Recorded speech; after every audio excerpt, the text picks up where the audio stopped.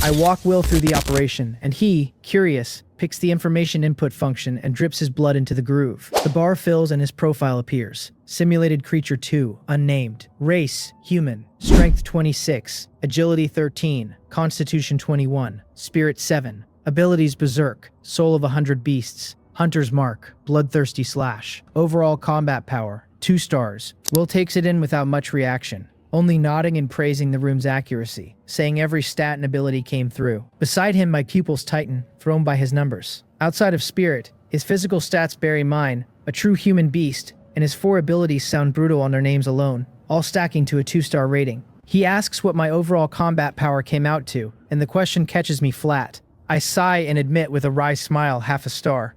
Impossible. He blurts, almost before I finish. He had just called the room accurate, and now I contradict it. He frowns, confused, and says he knows his own strength cold, that without the bloodthirsty battle axe he matches a top silver-grade mutated beast, that with it he can fight a gold-ranked beast, and that is 2 stars. Since I can kill gold-ranked beasts easily, he argues, I should sit at 2.5 or 3 stars, so how is my assessment only half a star? I shake my head and explain that the room's level may simply be too low, that the test ignores external factors like equipment, and that ability boosts from gear go uncounted too. I add that fusing the Heart of the Lord not only raised my physical stats, but locked in 3 abilities, and none of that got simulated, which makes me suspect the room's simulation is not actually reading genetic blood. My suspicion is not baseless. The stats from the Heart of the Lord are permanent, and the fixed abilities are passive, all written straight into my body, so they should not be invisible. Will frowns, brain starting to fog. I press on. The room simulation has to be some black technology beyond us. Rather than testing data from our blood and tissue, it seems to identify our body number and read our existing ability data, like reading a virtual character. It is only an example, of course, because we are plainly real, otherwise the flawless realism of our 5 senses makes no sense. If I am right, the room will only simulate humans perfectly once it upgrades to accept equipment and item information too, and for now it can only perfectly simulate mutated beasts, which carry no gear or items. Will half follows, nodding, and sums it up, that the room currently cannot simulate human information perfectly. Given that, he says, it can only build practical combat experience for now, not test true ceiling combat power, so its value stays limited, and to use it well we still have to upgrade it. He tells me that when he gets back he will send resources for the upgrade, as we agreed beforehand, that the gravity room is fine for now but the simulation room still needs it. I nod and thank him. The simulation room means a great deal to Will, and he is already itching to experience a fully functional one. So after a quick goodbye, he rushes back to his shelter. In the meantime, I open the manual and find Cheng Ha, asking whether she developed a fast-growing, high-yield, nutrient-rich forage grass like Will mentioned, and whether she has spare seeds, since Will just brought me beast cubs that need feed. On her end, she is confused at first, then catches on and answers hurriedly that she already gave me the forage Will meant. Already gave it to me. I stop, run back through the crop she handed over, and pin it fast. Could it be rejuvenation grass? That is right, she says. Rejuvenation grass grows fast, heals, and packs nutrition, so it makes fine forage. She was so busy she forgot I built a breeding area, and tells me to send her the animal manure I collect, so she can make ripening powder agent for me. I thank her and say I will. Ending the call, I shake my head and smile. After going in a full circle, the thing was already sitting with me. Now I just plant and raise everything in peace. Will goes quiet for a while, likely busy selling resources for wood and stone. A journey of 1,000 miles begins with a single step. I am not idle either, setting the tunneling ants to mine the crops while I head straight into the gravity room and drill the basic body forging technique over and over. I push through 5 rounds of the basic body forging method, drenched in sweat and unable to lift a finger. I force down 2 red heart fruits, lie on the floor for 5 minutes, then sit up cross-legged, gasping. The gravity room paired with the basic body forging method is genuinely brutal. Counting the 3 sloppy rounds with Will, I have done only 8 total, and I already feel completely drained, wondering whether my physical fitness has shifted much. Before I could only guess, but now, even with its flaws, the simulation room can at least test fitness. Under the strong recovery of the red heart fruit, the fatigue slowly drains away, so I get up and walk to the simulation room. This time I skip the finger prick and just snip half a strand of hair into the groove. A minute later the data lands. Strength 6.2, Agility 7.1, Constitution 6.1, Spirit 22. It went up. Strength climbed a full 2/10, Agility a 10th, Constitution a 10th. How long has it even been? I clench my fists, staring at the panel, thrilled. I knew the gravity room plus the routine would work, but not this fast. At this rate I will turn into a muscle-bound Hulk in no time. I ride the high a moment, then cool off. The effect shows so plainly now because my foundation is weak and my potential wide open. As my fitness rises, further growth will only get harder. I have to keep at it. My gaze hardens, more determined, and I return to the gravity room to train, eating a few red heart fruits whenever I flag. The red heart fruit's recovery is not overwhelming, no instant heal, more a trickling stream, gently and quietly repairing, slow and mild but free of side effects. While it patches my muscle damage, I do not sit idle, heading down to underground level 3 to direct the tunneling ants tending the beast cubs. Watching them work, I shake my head. The tunneling ants really specialize in digging and building, and only after the mutated cycadere gene did they gain a hand with plants, so tending the cubs still needs me directing them personally, which is a bit of a hassle. I wonder when I can get my hands on ants with real breeding skill. I've set up an operation this vast, barely lifting a finger myself, and I am still not satisfied. If anyone knew what I was thinking, they would curse me for greedy and lazy. After the tunneling ants finish tidying the breeding area, my body's fatigue is mostly cleared, and I'm about to head back to the gravity room when a trade request from Will comes in. I open it and my pupils tighten. Will sent a full 3,000 units of wood and 2,000 of stone, and though it cannot match my daytime harvest, it is still a serious amount. He apologizes, saying that having just upgraded his level 4 shelter he has little left, and that he sold beast hides and meat to scrape this together. I tell him this is already plenty, that with what I have left it is enough to upgrade the simulation room. I had just checked the upgrade requirements, doubled from the build cost, 4,000 units of wood and 4,000 of stone, and I still hold over 7,000 wood and 1,000 stone. More than enough. I accept, then trade the 1,000 stone for wood on the trade channel, go straight to the simulation room on underground level 2, take out the manual, and find the upgrade option. It asks whether I want to spend 4,000 wood and 4,000 stone to raise the simulation room to level 2. Yes. As I confirm, black mist swallows the room again, and 5 minutes later a larger simulation room stands before me, its alloy brighter than before. I wonder whether level 2 can simulate equipment and item effects, and step inside to place half a strand of hair in the groove. Under my nervous gaze, the bar spins and my data appears. Simulated creature 1, Jang Hyun. Race human. Strength 6.4 plus 10. Agility 7.2 plus 10. Constitution 6.2 plus 5. Spirit 22 plus 3. Abilities: Eye of Taming, Eye of Delusion Breaking. Species Contract for Ants. Intermediate Agility, Attack Aura. Intermediate Scouting. Equipment and items: Heart of the Lord. Contracted Beasts, Black Scythe Hunting Ant. Tunneling Ants, Sentry Ant. Light Healing Ant. Overall Combat Power, 3 stars. It worked. My eyes light up and my fists clench. The upgraded room folds in all my contracted ants. The physical boosts from the Heart of the Lord fused into me, and the fitness gains from the 3 abilities bound to it. The only gap is that my Dragonbone bow is missing, but that makes sense. Since the bow is not fused into my body like the Heart of the Lord, it is external. If external gear counted, a man with 1,000 pieces of equipment would see his rating explode, which is not scientific. Now that the data reads true, I select Combat Simulation, and it asks me to pick a target from Jang Hyun, Will, Mutated Wild Boar, Mutated Saber-Tooth Rabbit, Mutated Wild Chicken, and Mutated Unicorn Wolf. Besides Will and me, those are the beasts I used to test the room. Their information pulled from blood samples, all usable. It can even simulate me fighting myself. I go still. As much as I want to try that, my goal right now is to test the room, not fight to the death. So I pick the weakest, the Mutated Wild Chicken. Then it asks me to select equipment, only gear I actually own. It can even choose weapons. Surprised and pleased, I realize the weapon slot lives in the combat stage, not the input stage, so the room has no shortcoming left at all. Dragonbone Bow. Weapon selected. Combat simulation begins in 10 seconds, and the countdown runs down. As it hits 0, the control panel sinks into the ground and vanishes, and before me appears a half-meter rooster, blood-red comb, iron hook claws, a beak like a dagger. Before I can react, it charges with red eyes, crowing. I snap to, and my body instinctively raises the Dragonbone Bow. Draws, knocks, looses, and the arrow flies like a rainbow, punching through the rooster's beak and out through its brain. The next moment, the once lively rooster shatters and scatters like a broken mirror, and the bow in my hand fades away too. I realize the impossibly real Mutated Wild Chicken and Dragonbone Bow were both illusions the room conjured. The simulation is really this realistic. I stare at my hands a while, then look at the panel with fresh fire in my eyes. This effect is nearly as good as real combat, and it will sharpen my fighting ability fast. I call for Moal to bring every scrap of mutated beast blood from the cellar, the gold rank samples included, and she answers at once that she obeys. Time flies, and in a blink it is the second night after the cold snap ends. The long-awaited announcement rolls out again. Night ends, the area chief pre-selection begins, and survivors will be ranked by area on shelter level, ability, physical fitness, pet beasts, and weapons.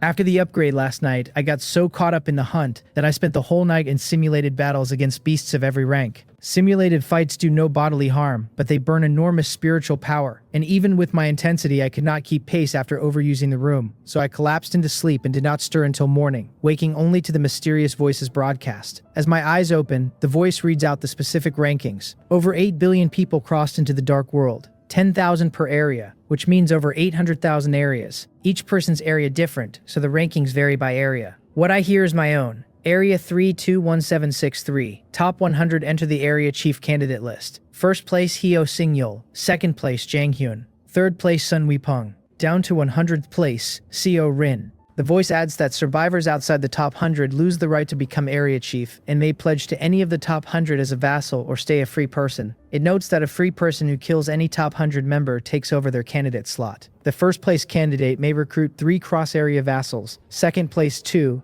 third place 1. After the eternal night descends, the arena opens, and once the cold current ends, to ease communication between survivors, the black fog in each area vanishes entirely during the day. After the broadcast, the ranking lands directly in my manual, and I read it and frown. I am only second. This survivor Hyo Sing-yeol, is he really that strong? The area ranking is a comprehensive read on shelter level, ability, physical fitness, pet beasts, and weapons, collected so thoroughly that errors are nearly impossible. I took first place rewards on so many missions, and I have teammates covering each other's gaps, which is how I climbed this far. I did not deliberately push for the rankings last night, but being passed still stings a little. With over 800,000 areas worldwide, if I cannot even top my own, my global rank sits past 1 million. Then I stop and turn it over, deciding no, that is not right. The vast bulk of my strength rides on hundreds of gold rank ants carrying 2 gold rank genes, but the ants I truly tamed are only 4 ant queens. The rest run on my command over the queens and the ant affinity granted by the species contract. Strictly speaking,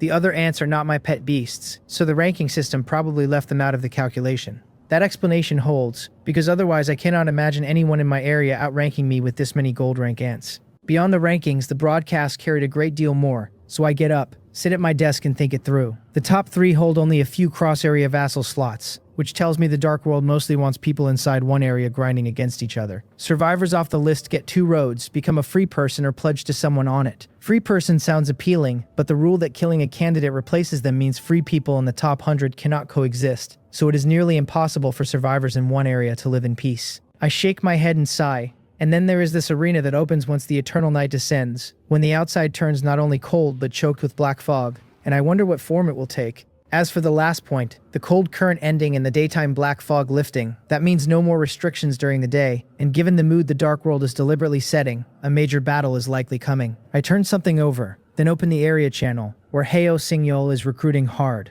calling the Unity Alliance open for anyone, promising that joining makes them brothers, boasting that with the area chief in charge their strength is formidable. The replies run from desperate to dazzled. One decides that since he is barely surviving and must pledge to someone anyway, he may as well pick the area chief. Another gushes that pledging gets you a teleport scroll straight to the boss's shelter, and that he is eating meat and drinking right now. Hyo Sing-yeol caps it with a line that resources are limited, only 100 slots, first come first served, which sets off a scramble not to be beaten to it. I frown, snatching people up already. A lord can do anything with a vassal, so recruiting is all upside, no downside. This Hyo Sing-yeol, sending messages and grabbing people this fast, is no simple figure, so I fire off several recruitment messages of my own in the area channel, since my shelter has room for any number. But my posts draw a lukewarm response, barely anyone asking questions, let alone pledging. Did I move too slowly? Something feels off, so I open the channel again and reread carefully, and as I do my brow smooths out. The ones who answered Hyo Sing-yeol first and kept the messages flowing back and forth are always the same handful. That is suspicious, especially the survivor who claims he already teleported to Hyo Sing-yeol's side and is eating and drinking. I know that once you become a vassal, your manual is absorbed by the Lord's manual as fuel. If that man truly became a vassal and teleported over as he says, how does he still have a manual to post in the area channel? In other words, these people are all shills, Hyo Sing-yeol's shills planted to trick others into becoming vassals. What did Hyo Sing-yeol pay them, I wonder? Meanwhile, inside a level 4 shelter, a young man in a long robe sits in a lavishly decorated chair, brows drawn tight as he watches the noisy, crowded survivors beyond the light screen in front of him. If I were there, I would recognize this as the second floor only a level 4 shelter has. The second floor runs a full 150 square meters, quite spacious, yet right now it looks crowded, which shows how many are packed in, no fewer than 100. Hyo Sing-yeol actually lured this many. Still, he looks unsatisfied, sending a message to a survivor named Mo Bin and demanding to know why only 146 people applied to become his vassal. He rages that they are all damn beggars, weak as anything, that he told them to make it convincing and they overplayed it instead. He reminds Mo Bin that the family poured considerable resources into supporting him, and that if he does not become area chief once the cold wave ends, Mo-bin knows the consequences. Mo-bin, one of the planted shills, answers fast that it truly is not his fault that fewer than 6,000 survivors are left alive in the area, and anyone who has lasted this many days in the dark world is shrewd. With no deadline on pledging, unless they are literally starving, these people will watch for a few days first, so it is not easy to make them submit. Mungyeol slams the chair and snarls, asking whether he needs Mo-bin to teach him, ordering him to keep recruiting over the next days. He threatens that if Mo-bin cannot deliver 300 people, he will drop a fireball on his shelter, reminding him he knows its coordinates. Mo-bin stammers that he will recruit diligently. Mungyeol sets the manual down and rearranges his face into something pleasant, waving the staff in his right hand so the light screen between him and the crowd dissolves and his figure appears before the 100+ survivors. He stands, walks forward smiling, and introduces himself as Mungyeol, their lord. At the sight of him, the crowd swells louder and surges toward him. One demands the good wine and meat he promised, insisting he only joined for the food, while another shouts for his manual back. An old man counsels that they are all compatriots, and it is hard for everyone, that coming to the Unity Alliance on his advertising was doing him a favor, and he had better treat them well. Another declares that though they are nominally vassals, in a civilized society everyone is equal, so he should know his place. Mungyeol looks at the swarm nearly pressing against him, frowns, raises the staff, and softly chants an unknown spell. Repulsion fire ring. A ring of flame bursts outward and hurls every surging survivor to the ground, wails rising all around. He reveals a cold smile as a living-seeming fire snake with a flickering tongue emerges from his staff and watches the 100+ alongside him. He says he will say it one last time, that he, Mungyeol, is their lord, and that all of them will know their place. I know nothing of what is unfolding on Mungyeol's side. After sorting the announcement and confirming a small meeting tonight with Will and a few others who reached out, I opened my manual to check today's time and temperature. 3 hours, 49 minutes, 21 seconds of daylight left. Outside -15.5 degrees. Inside 8.3 degrees. I frown. Daylight down to only 4 hours. Temperature past -15. And for the better part of an hour before nightfall, the sky darkens and the cold plunges, making outdoor exploration nearly impossible. If this keeps up, going outside will already be hard a day or two before the eternal night. None of that troubles me much. I have nearly stripped my area of resources, with almost no need to explore, but that does not mean my teammates are done. So I contact 09 first, asking how resource collection in her territory is going, and she fires back asking what resources, telling me to forget that for now and demanding to know where the underground laboratory I promised her is. I go a little sheepish, having spent last night lost in simulated battles and clean forgotten her lab. I cough and promise to bring a team and dig it right away, quickly, then clarify that by resources I mean the wood and stone in her territory, and ask whether it is all gathered. She says not really, that she spends most of her time making tools in the shelter and Will gives her all the resources. Will is that generous to 09, as expected of an old teammate. A bit stunned, I reply that I will bring a team to dig her lab now, and another team to sweep every resource in her territory, since dealing with it after the eternal night descends will be hard. She agrees. I send a transfer request, take my tunneling ant worker team and the black scythe hunting ant logging squad, and teleport to 09's shelter. There I confirm the construction requirements for the underground laboratory with her, input them to Rock Spirit, and set Rock Spirit to lead the team and begin. Then send Mowal with the black scythe hunting ant logging squad to strip the resources across her territory. Arrangements made, I see 09 already back to building mechanical tools, so I say goodbye and teleport home. I was too busy last night and completely forgot to tally the treasure chest and resources Moal and the others found. And after a full night under the ripening powder agent, I have no idea what stage the crops reached. Plus, I need to check on the livestock. So back at the shelter, I take the elevator down to the second basement level and head to the cellar to check what Moal's team collected. Yesterday, beyond wood and stone, they found only 1 black iron rank treasure chest, 2 black iron rank resources, and 1 bronze grade resource, all set down in the cellar by Moal's team. I open the black iron rank treasure chest, which holds a piece of refined iron, a black iron rank entrenching tool, and a bottle of mineral water. All scraps I could not care less about at this stage. I do not mind tossing them aside and am about to check the other resources when the manual beeps and cuts me off. I raise an eyebrow and pick it up. It is Tak Mungyeol. It is Tak Mungyeol. What does he want with me now, I wonder? He cannot have turned up new ants again, can he? After our last talk, that seems almost impossible, so I shake my head and open the manual, and the message stops me cold. He asks whether he can join me and become my vassal. Tak Mungyeol wants to pledge to me. We are not even in the same area, so how does he know I can recruit people across areas? Before the doubt fully forms, another message from him lands. He says he saw someone on the World Channel mention that the top 3 in each area get a few cross-area recruitment slots, and that with my strength he is certain I ranked in the top 3 of mine. He adds, careful and stumbling over the words, that although his own strength is only average, his ability is a strong match for ants, With all the ants I have taken in, he ought to be of some use, he says, and if it truly does not work, then I should just forget it. I can feel the nerves bleeding off the screen. He did see people recruiting across areas, but the bar they set was brutally high, and a refugee-level survivor like him fell nowhere near it. Most people would spend those precious cross-area slots on relatives or old acquaintances, never on an outsider, which is exactly why he had to work up the courage just to ask. The recent world announcement dumped so much information that I only fixed on the few points that mattered, and his reminder jobs lose the fact that I still hold 2 cross-area recruitment slots. I turned him over in my mind. His character is decent and he keeps things orderly. His ability genuinely helps me, since insect affinity means he can command ants in my place, and I could hand the whole underground farm to him and pour all my own energy into raising my strength. So I make up my mind to take him, and I tell him it is no problem, that he can apply to me directly, and that he should also work with me to test the whole process and every detail of it. On his end, he can barely believe what he is reading, and he answers half in tears, thanking me for the trust and swearing he will work hard, saying he will apply right away. A moment later, the manual notifies me that survivor Tak Mungyeol is applying to become my vassal, and that agreeing will cost 1 cross-area recruitment slot. I agree. The manual confirms that Tak Mungyeol has become my vassal and that I now hold control over his life and death. A black ember flickers into being in the air and drills straight into the manual in my hand. Seeing that familiar black ember, something clicks, and I flip fast to the glory page. The unlocked progress reads 2 of 100. Just as I thought, taking a vassal feeds the vassal's manual straight into the Lord's manual as fuel.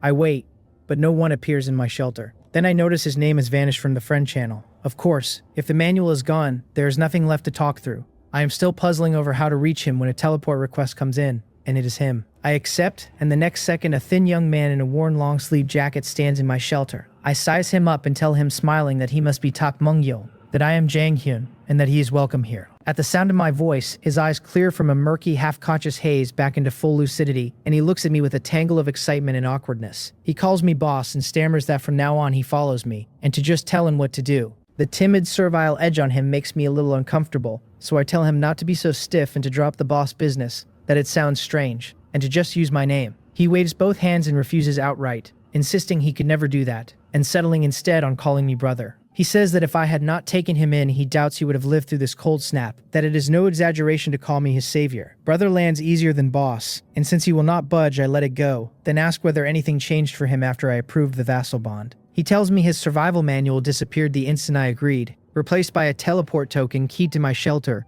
and that the token carries a 1-minute limit before it forces the teleport. He had meant to grab a few items first, but he could take nothing except the clothes on his back before it dragged him across. So that is how it works. It explains why he arrived alone. I gave him some resources 2 days ago, so he should not have been stripped down to just himself. It seems that once someone becomes a vassal, every scrap of their accumulated resources stays behind in the shelter, waiting for whoever is fated to claim it. That is good news for me. After the cold snap breaks, any shelter I explore and find, occupied or not, is bound to hand me a reward. He looks genuinely heartbroken, saying that if he had known he would have traded his shelter's resources to me in advance, and that since his shelter sits in another area, those resources will just end up lining someone else's pockets. I smile and shake my head and wave him along, telling him his handful of resources means nothing to me, not to fret over it, that the good thing is that he is here. I tell him to come take a tour, so I can show him around, since this is his home now. To him, the resources he left behind were no small sum, so watching me shrug them off touches him. As he follows me through the shelter, his surprise keeps mounting,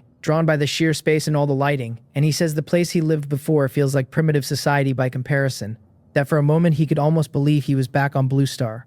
I tell him to come on down and see the rest. His gaze snaps forward, and his pupils blow wide as his mouth falls open.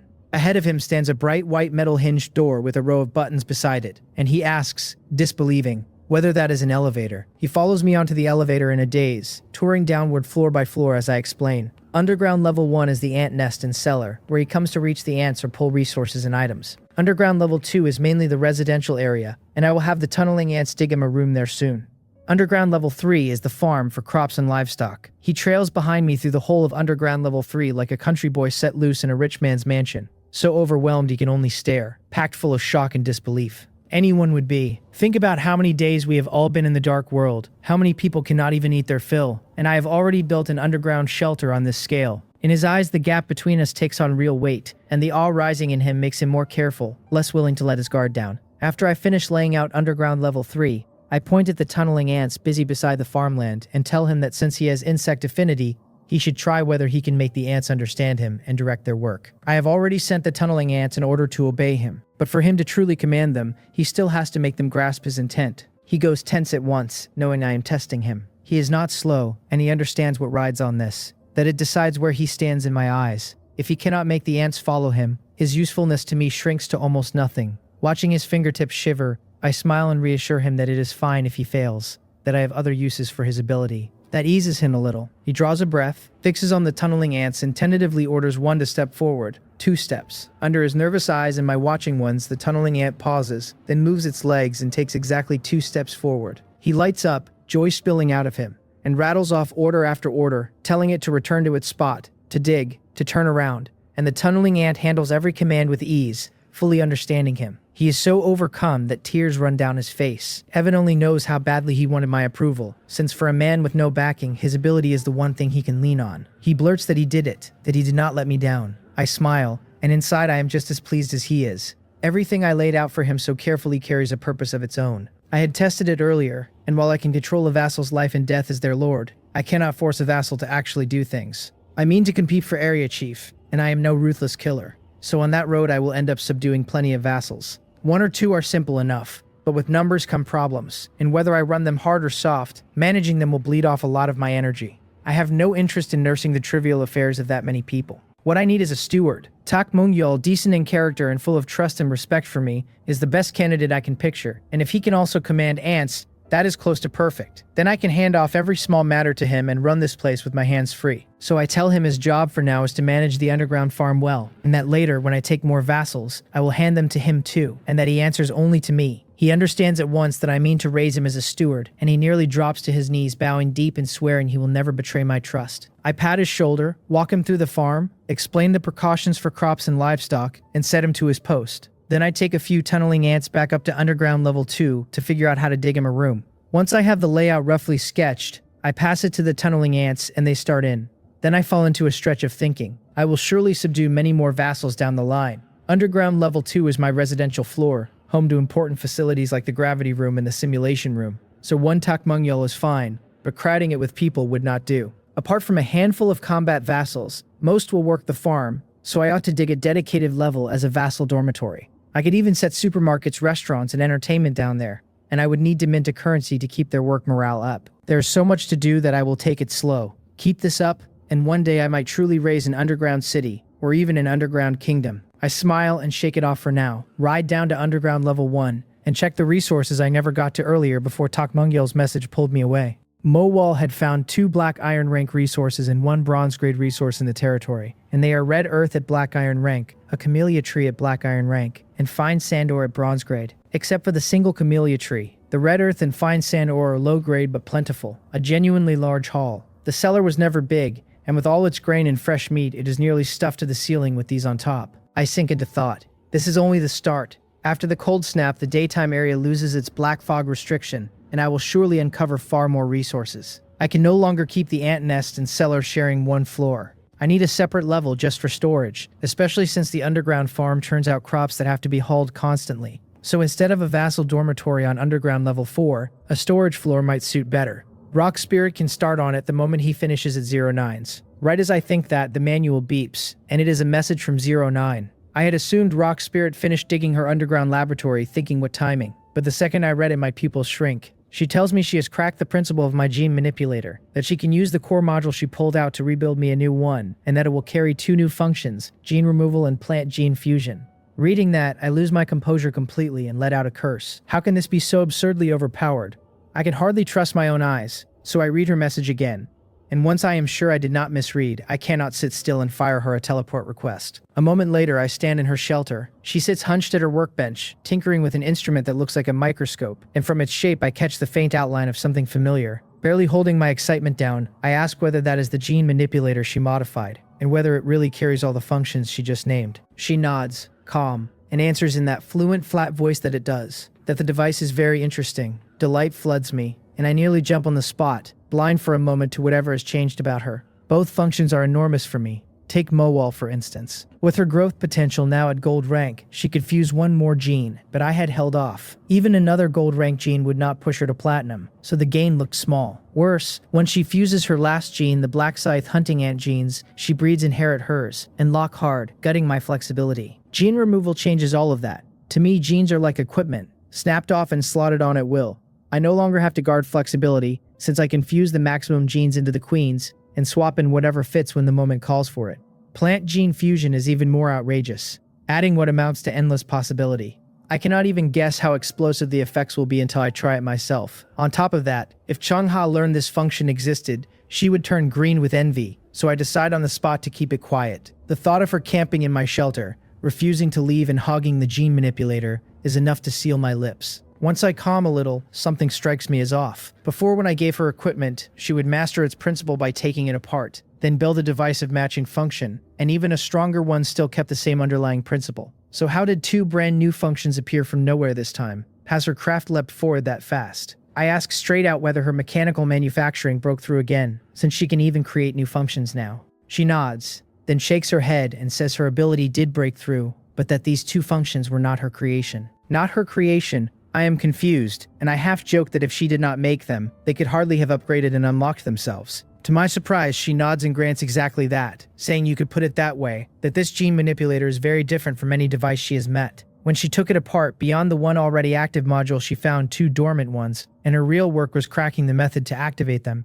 not conjuring the functions from thin air. Dormant modules. My pupils tighten, and my mind jumps to something I obtained a while back, the sublimation scroll, whose function was to upgraded items below gold rank. Back then I had thought about upgrading the gene manipulator, but it already sat at gold rank, past the scroll's range, so I upgraded the more versatile mutated springwater instead. Then only silver rank. If the gene manipulator held two dormant modules, that means the device carries a set upgrade path, and it would have unlocked those functions on its own given a higher grade sublimation scroll. And 09 simply bypassed the scroll and forced the unlock herself, so she is essentially a human sublimation scroll, and one with unlimited uses. Excited, I ask whether that means she can just upgrade devices from here on and unlock every function they hold. She shakes her head and says it is not that easy, that my device happened to be relatively simple to activate, and that even so it cost her a great deal of effort. So it is not so clean after all. A little deflated but hardly a greedy man, I smile and tell her it is already remarkable, that as her ability keeps climbing she will one day unlock anything without limit.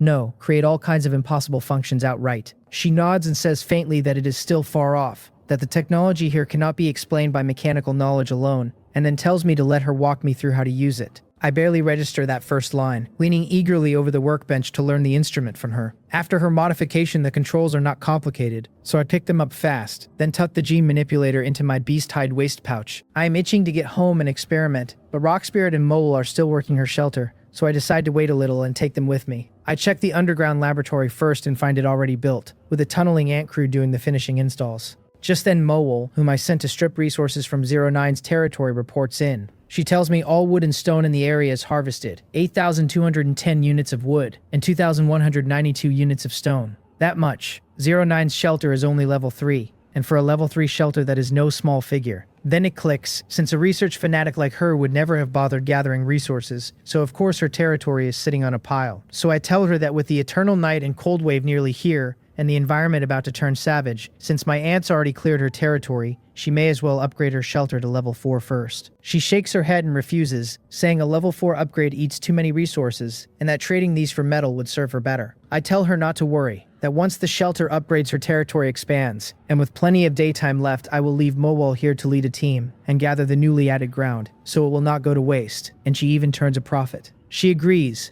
a little reluctant. Relieved, I leave Mowal at her place to keep mining, and just as Rock Spirit and the others finish, I head home with Rock Spirit and the gene manipulator. Behind me 09 lifts her head a fraction, and beneath the sweep of her silvery white hair, her eyes show, gears turning slowly inside the pupils. Back at the shelter, I pull out the modified gene manipulator at once and head for the elevator. Since the ants are too large to haul up onto a workbench conveniently, I move the workbench down to the ant nest on underground level 1 instead. On the elevator, I rub my forehead, realizing I forgot to ask 09's area ranking. She has not even upgraded to level 4, so her rank cannot be high. But with all that equipment plus her own ability and tools, she should hold inside the top 100 no matter what. I let it drop and decide to ask at the gathering tonight. At underground level 1, I set the gene manipulator on the workbench, but do not rush to run it, because once I sink into an experiment, time slips away. And Rock Spirit has no assignment yet with so many unstarted projects underground. So I take Rock Spirit down to underground level 3, and set it to lead a team excavating the underground level 4 space. Then I check on Tak Mungyeol and find him deftly directing several tunneling ants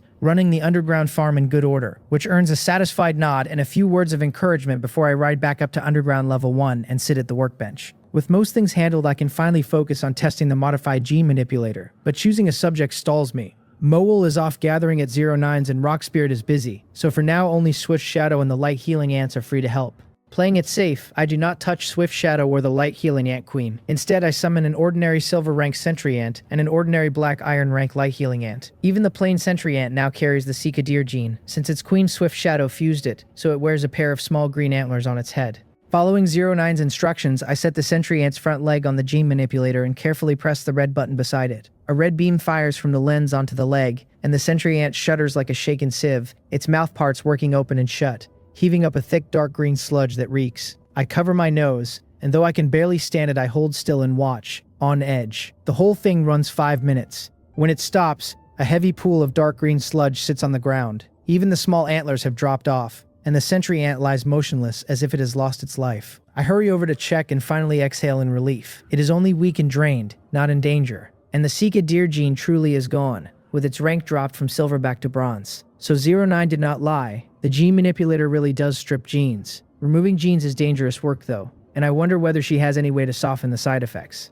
With that function understood, I turned to the Light Healing Ant to test plant gene fusion. Then I remember I had set a Light Healing Ant on the chandelier to test whether it could absorb the lamp's light and raise its mutation evolution rate, and it has lain there all night, so any effect should show plainly. I call it down and read its information. Its mutation evolution success rate now reads 56%, with absorbing light or light attribute material able to raise it, most likely evolving into a healing type. Only a tiny chance of mutating into something else. If I remember right, this one sat at 51% before, so a night under the chandelier lifted at 5%. Joy runs through me as I look at the plump little thing. 5% overnight is not much. Painfully slow even, but the meaning inside it is crucial. It proves light healing ants absorb all light to raise their mutation rate, not sunlight alone. That opens a door. If any light works, can a light healing ant absorb its own light or the light of other light healing ants and push its own mutation rate up? It sounds like a perpetual motion machine, but the situation is not quite the same, since it also draws on the ant's own bioenergy, so it is not impossible. I sink deeper into it. Light healing ants have lived packed together this long without a real jump in their mutation rate. Then again, a whole night under a lamp only bought 5%, so the ant's own glow is far too dim, and waiting on them to evolve off each other's brightness could take who knows how long. But what if I raise the brightness of the ant's body itself? Could a light healing ant then lift its mutation rate just by sleeping? My eyes light up. This idea would have been dead on arrival before, since the old gene manipulator only pulled and fused animal genes, and I have never seen a glowing mutated beast. Now it is different. After 09's modification, the device fuses plant genes, and while glowing animals are rare or non-existent, glowing plants are everywhere, and I have one right on hand. The green lantern fruit. I fire off an order to Swift Shadow to pick a green lantern fruit and bring it, meaning to fuse its gene into this light healing ant. If the effect holds, I even want to fuse it into the light healing ant queen, since a passive that raises the mutation rate is too tempting. The green lantern fruit is only black iron rank, and not much for raising growth potential, but with gene removal now on the table, I can fuse it, use it, and strip it out once it stops earning its keep. 5 minutes later, I narrow my eyes at the glowing orb in front of me, so blinding that without a close look you could not tell it was an ant at all, and I cannot help grinning. It worked, and the brightness is more than fine. If I fused a flight gene too, it could double as a mobile light source. I picture several glowing orbs trailing me like shadows, and get a little carried away, since striking a pose with them would make me look like some Dharma idol out of a legend. Honestly, far too imposing to pass up. I lose myself in the experiment again, and the short day slides quietly by until night falls, and the time I set to meet the team arrives on schedule. Baekhyun requests a teleport first, and a moment later he stands in my shelter, launching into some favor he needs before the words die in his throat. His mouth goes wide enough to swallow an egg as he gapes past me and asks whether I have taken up cultivating immortality. Behind me, a dazzling halo of light trails my every move like a special effect out of a pay-to-win online game. It takes him a while to recover before he stares at it with sparkling eyes, and asks what ability this is, how it looks like something straight out of cultivation, how cool it is. I wave a hand and tell him lightly that it is nothing so grand, that these light clusters are a new kind of ant I acquired, that after fusing specific genes into them I got this effect. It only looks dazzling and carries no extra function, I say, so he can think of them as walking lamps. I am not being modest either. The light healing ants behind me fused the green lantern fruit gene together with a mutated raven gene, which gave them strong glow and flight both. I ran more than that one test last night, and fusing all sorts of plant genes into light healing ants turned up plenty of other surprises.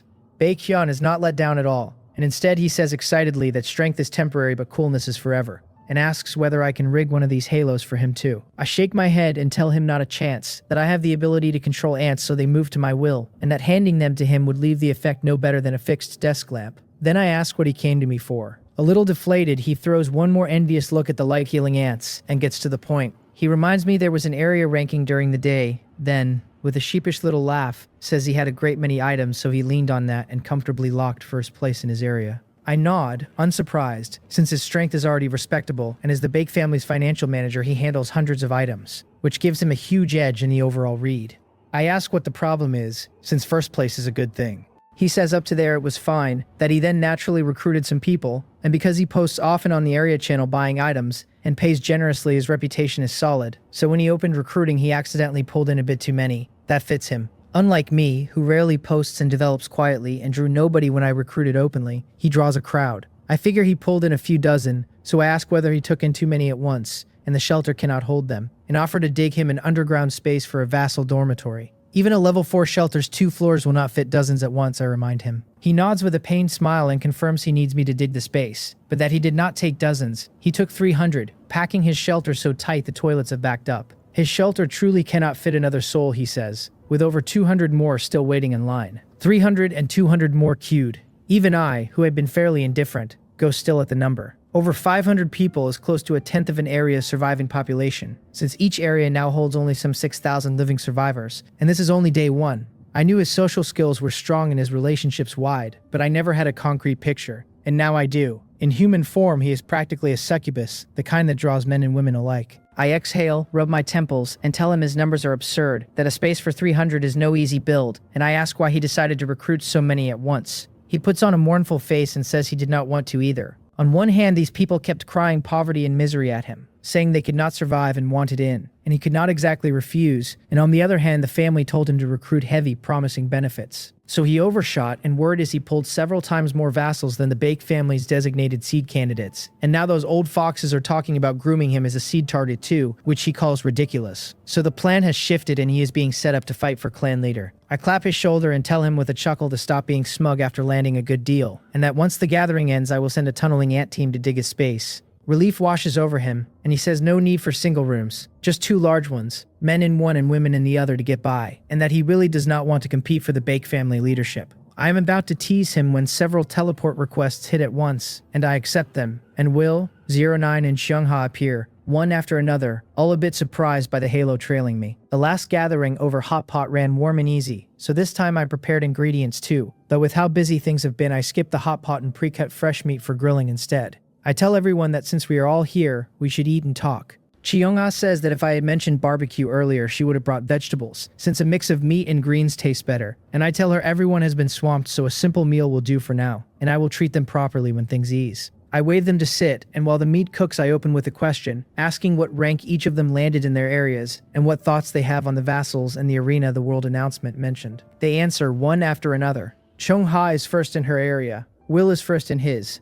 09 says 27. Baekhyun grins that his is first too. Just luck. So only 09 and I are not first. I shake my head and admit my ranking is second, and the room erupts, everyone insisting it is impossible, asking with my strength how I could sit second, wondering aloud whether the first place is some divine being. My strength is plain to all of them, so their disbelief is written on every face. I offer my guess that many of my ants went uncounted, dragging the assessment lower than expected, and add that the ranking hardly matters since the top 100 is enough. Then I ask whether any of them have heard of the first place in my area, a survivor named Heo Singyol. Baekhyun and Chung-ha exclaim it is him, almost together. Heo Singyol shares my area, his strength is real, and his recruiting spree marks him as no small ambition. Seeing that the two clearly know him, I ask his background. They trade a glance, and Baekhyun takes it. He explains that Heo Singyol comes from the Heo family, and that the Heo family, along with his own Bake family, Chung-ha's Ye family, and the Nungung family, are known as the 4 great families. He admits the phrase sounds like the delusion of a middle schooler, but it is genuinely true. He says Heo Singyol is decent to look at but poor in character, very sly, that he once chased after Chung-ha until Baekhyun quietly gave him a solid beating that settled him down. He warns that although Heo Singyol himself is nothing much, the Heo family's strength is not to be underestimated, and since the family runs thin on members they have likely poured heavy investment into him, so I should be a little careful. My interest stirs. I tell him I understand, and that it is convenient Heo Singyol is on bad terms with them, since otherwise I could not have gone too hard on him. Baekhyun says to just beat him fiercely and it is settled, and that he will help if I say the word. In the Dark World, he adds, even if the four great families started from scratch, there is nothing to fear from the Hyo family's retaliation, even killing him outright. I nod, dole out roasted meat, and turn to the practical question, asking Baekhyun to share the specifics, since he has clearly recruited the most vassals. He tears off a big piece of meat, stuffs his mouth, and answers around it that recruiting vassals brings mainly two benefits. After a struggle to swallow, he pats his chest and lays out the first: labor. Not everyone has as many ants as I do to do the work, and for most survivors, planting, exploring, and gathering all demand manpower. So with a lord providing security, the vassals can throw all their energy into production, which makes even abilityless refugees worth taking. Beyond that, there are elite talents, some with strong combat, some with support or logistic skills, and you can even hand manufacturing blueprints to vassals good at making things for a guaranteed fat profit. Of his 300, over 20 have decent abilities that a little training makes useful. Everyone nods along. Will is already thinking about recruiting help for his livestock, Cheung-ha about hands for planting and tending crops, while 09 sits blank and uninterested. To her, commanding humans is too much bother, and it is faster to raise her own ability and build an intelligent robot to assist. I think of my one vassal, Tak Mungyeol, who has already saved me real effort and freed me to focus on my own strength, and of the fact that trivial things like tool making cannot be done by ants. My interest in recruiting climbs. Baekhyun goes on to the second benefit. A new function unlocked once you recruit enough vassals. Will frowns and fixes on him seriously, while Cheung-ha shows nothing and keeps eating. He asks whether I already know it, the function called glory that unlocks after recruiting a certain number of vassals. I nod and say I know of it, but that it needs 100 vassals to unlock, and I do not yet know its specific effects. He says the function is simple and, rather than explain, just posts the details to all of us. Our manuals sound, and we look. Level 1 glory reads 300 of 500. The first function grants a survivor and their summoned creatures and pet beasts immunity to black mist invasion for 10 minutes a day, with the immunity time rising as glory levels up, and upgrading unlocks more. The glory function can make people immune to black mist invasion. My eyes narrow as its value lands. Since we arrived, the black mist has been the single greatest limit on everyone. 10 minutes of immunity a day is already plenty for me, since at my ant speed 10 minutes covers a huge area, maybe enough to turn up many new shelters. As glory climbs, more functions open, so if the first is this strong, the rest will not be weak either. Reading our surprise, Baekhyun says his understanding is that glory works like the Dark World's version of a VIP membership, the level being the tier, so the higher the glory, the more privileges you enjoy. The old man of his Baek family reckons the glory level is far from simple, and likely matters a great deal later. VIP is a tidy way to put it. I nod and tell him that since glory is so important, everyone will surely rush to subdue vassals, and raise their level, then ask what happens if I defeat a lord who already holds many vassals. He pauses a few seconds, looks up, and asks whether I have played the little game where the big fish eats the small fish. The loser only becomes nourishment for the winner's growth. Winner takes all. I catch his meaning at once, brows drawing tight. Given this, relations between survivors in one area cannot possibly be good, with only two outcomes: conquer or be conquered. I count myself fairly benevolent, and even I would not dare let anyone near me eye me with the aim of swallowing me whole. Since the Dark World has deliberately built this arena, thinking too hard is useless, and I can only carve my way through by conquest. I ask what he knows of the arena. He shakes his head and says he is not sure, that with only a few days to the eternal night we will know then, but that the name alone suggests a test of combat. So while there is time, we should train and raise our strength, he says, since even last-minute effort helps. I agree and tell them I have already built a gravity room and simulation room, that Will and I tested them and the effects are solid, and that they are all welcome to come train a while each day.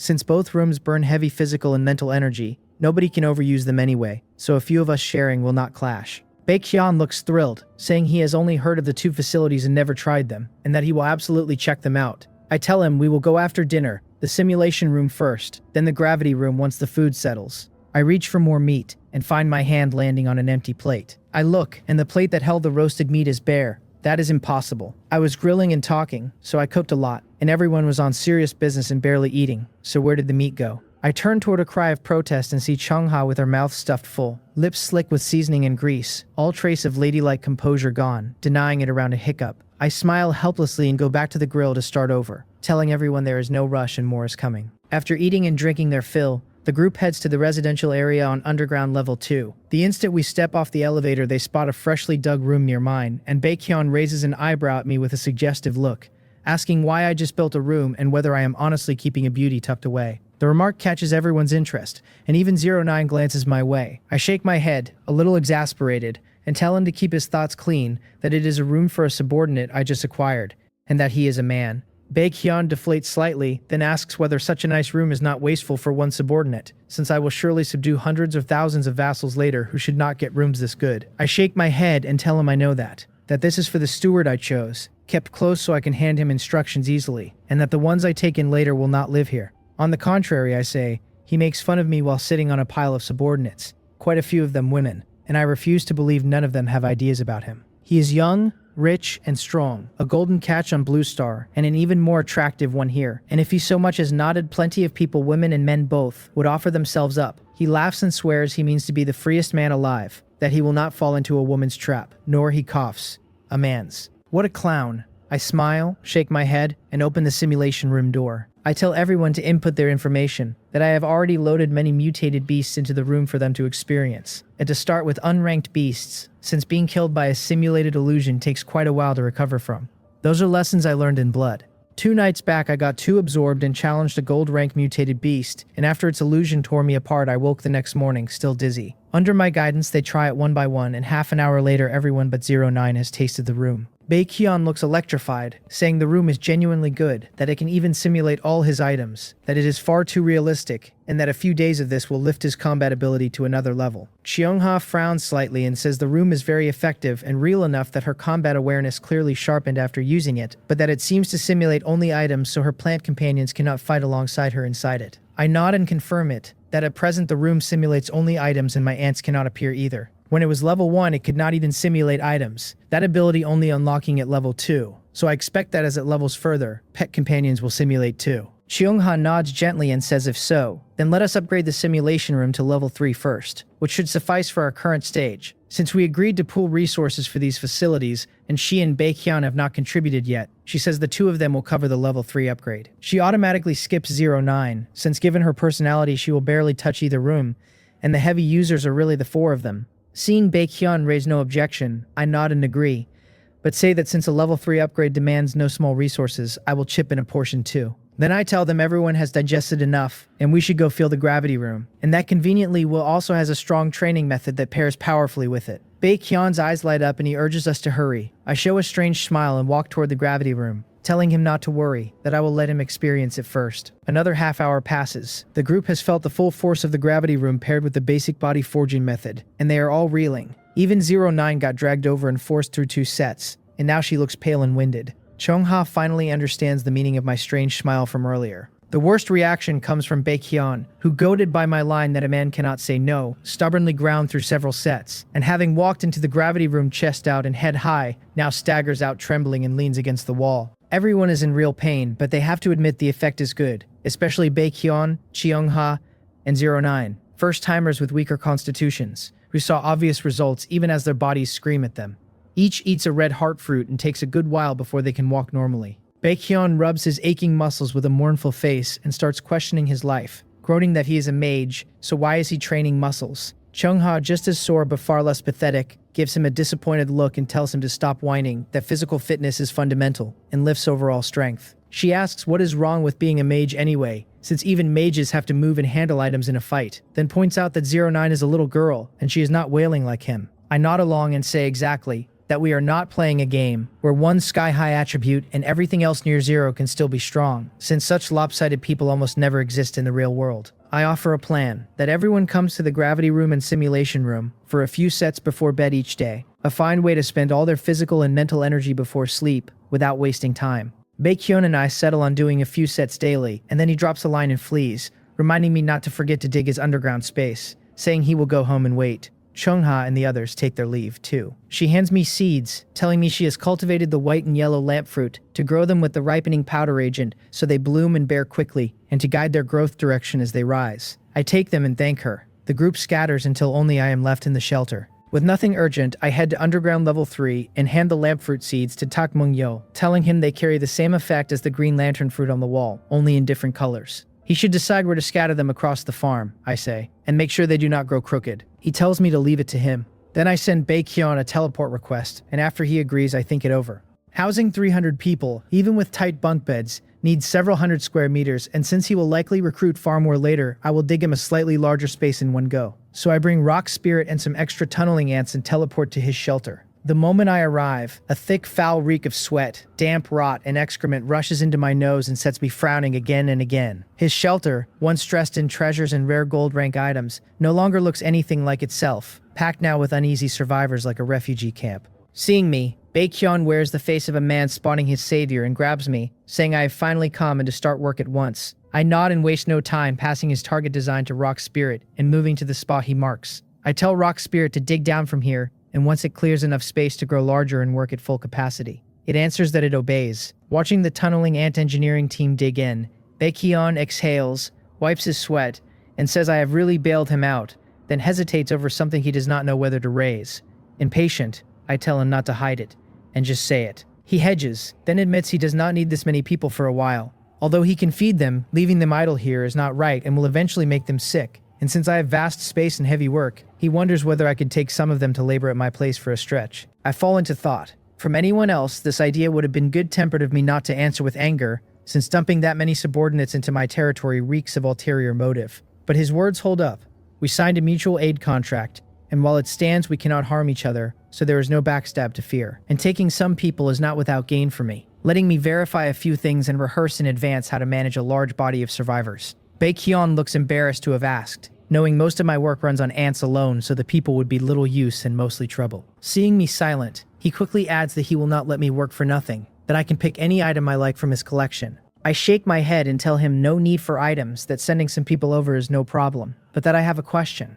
We are not in the same area, and even the top 3 of an area ranking can only recruit a few cross-area vassals, so is he sure he can transport his vassals to me? He had just breathed relief at my agreement, and my next words leave him stunned, since so rattled by the crowd he never thought of this most basic point. After a moment uncertain, he says his ants, no, that my ants ferry back and forth between our shelters, and that his vassals, having no manual, count as his personal property, so teleporting them should work. I shake my head slightly. Can ants and people really be the same? If it truly worked, the mutual aid contract would be far too absurd. Honestly, the contract is only a gold-grade item, and by my current measure it already blows past what a gold-grade item should be. So if it can also teleport vassals, I would half suspect I signed a fake one. Still, practice is the only test of truth, so better to try it and let him give up. I tell him Rock Spirit and the others will be a while yet, so rather than guess wildly we should just test it, and he says he will follow my lead. I nod and teleport home, and he sends a teleport request right after. I accept, and the next second Baekhyun appears in my shelter. Seeing him, I shake my head and start to say, see, I told him he was too fanciful. How could it so casually? And my words cut off as my pupils contract. I stare hard past him. How is there another person? It is a ragged, short-haired boy, so slight that Baekhyun's frame hid most of him, which is why I missed him at first. Baekhyun catches on now too and pulls the boy out from behind him, delighted, telling me this kid is Oh Myung, a survivor who just sought refuge with him this morning. He only ran him through the teleport array, he says, and did not expect him to actually come along. I settle a little and nod, saying I did not think the mutual aid contract this potent, that it can truly bypass the Dark World's design. He agrees deeply, saying if I called it a platinum rank item he would believe it, wondering where Seong-ha got it, and asking whether a gold rank contract holding effects this strong might hide some flaw we do not know about. His worry is not baseless, and I frown at it, then shake it off. When in Rome, do as the Romans, I tell him, since we have used the contract this long and would have sprung any trap by now, so there is no need to fret, and we deal with a problem when one actually appears. Still, it is best if everyone watches for related information, since surely we are not the only ones in the whole Dark World holding a mutual aid contract. He nods and stops overthinking, agreeing not to chase hypotheticals, and says that since he can teleport vassals, he will move a batch over. Then asks how many I can take. I stroke my chin, think, and tell him no more than 100. He deflates a little, asking whether it cannot be more, since I could easily fit a few hundred and he will cover all their food, so it puts little pressure on me. I shake my head. The 100 number was carefully chosen. However good our relationship, these are his vassals, and over the long run 100 is already the limit, since more would serve neither of us. I tell him to stop leaning on me so hard that he dug his own hole and can fill it, and to take this as a lesson. The underground space digs fast, just a few hours, enough for a while, and if he needs to expand later he can come find me. Seeing my firm attitude, he nods, resigned, and says he understands and will send the people over now. I tell him not to rush off, that there are things to settle first, and he says to go ahead. I tell him these people are his, but as long as they are with me they follow my rules. He protests that it is already trouble enough for me to take them, that he would never cause me extra, and that if there are troublemakers I should handle them as I see fit, that losing a few is fine, and he trusts me to use discretion. Even between brothers, accounts should be clear, and some things are better said early. Seeing he has no objection, I nod with a smile and tell him it is settled, that I will keep his people until the cold snap ends at most, then send them back. He thanks me, pats Myung's head, tells the boy to stay and listen carefully to my commands, then teleports back to start the transport. I look at the timid Myung, his face dirty, head shrunk down between his shoulders in fear, shake my head gently and send an ant to fetch Tak Mungyeol. He runs over out of breath and asks whether I called for him. I nod and point at Myung, telling him this is my teammate Baekhyun's vassal, that more will come soon, that he is to help me receive them, and that from now on all these people fall under his command. Joy flickers across his face, and he thanks me for the trust and swears he will arrange everything for them perfectly. I nod, say no more, and stand quietly waiting. Soon Baekhyun returns, ferrying back and forth until he has moved 99 people, which with Myung makes exactly 100. He tells me he has brought them all and to take good care of them, that he still has 200 at home, so he will go keep an eye on those. I see him off, then turn to Tak Mungyeol and tell him to take good care of these people, that I will assign a few black scythe hunting ants to help him manage, and only to come to me for something he absolutely cannot resolve. He answers that he understands, then leads the 100 down to underground level 3 to arrange their work, and with several huge black scythe hunting ants radiating a killing aura holding the line,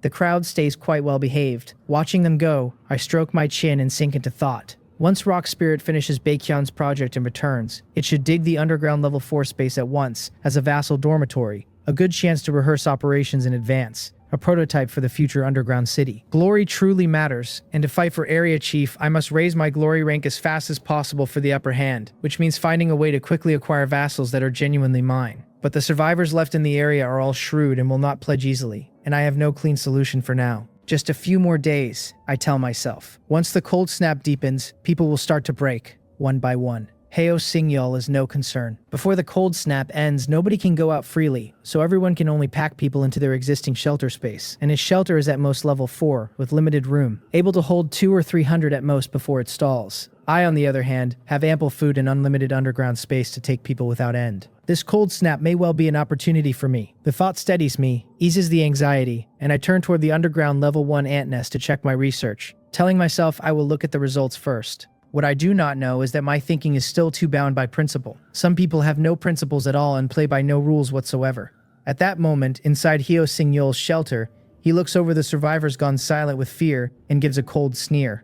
He tells them that as they can see, the space here is limited and cannot hold so many. He says the people he calls out below get 10 seconds each to state their greatest value, that he will then rank those values, and that the 50 with the lowest, he will have to trouble to cooperate with him on some interesting little magic experiments. I have no idea what is unfolding in the distance. By now I have reached underground level 1 and stand surveying my masterpiece. Before me sit several ants of varying shapes, but by their size and the faint glow along their bodies it is clear their base is the light healing ant, precisely the varieties I fused with different plant genes. First is one glowing red fused with the red heart fruit, which for easy memory I named the red heart light healing ant. My tests show its light healing ray restores physical strength and repairs muscle strain exactly like eating a red heart fruit, and better still, its recovery and the recovery from actually eating a red heart fruit can stack. I had been troubled that as my fitness climbs the red heart fruit's recovery fades fast, but now the red heart light healing ant, paired with the fruit itself, inside and out, will surely serve me a good while. Next is a plump white light healing ant glowing white, fused with the multi-air winter wheat gene, twice the size of a regular one, which I named the multiplier light healing ant.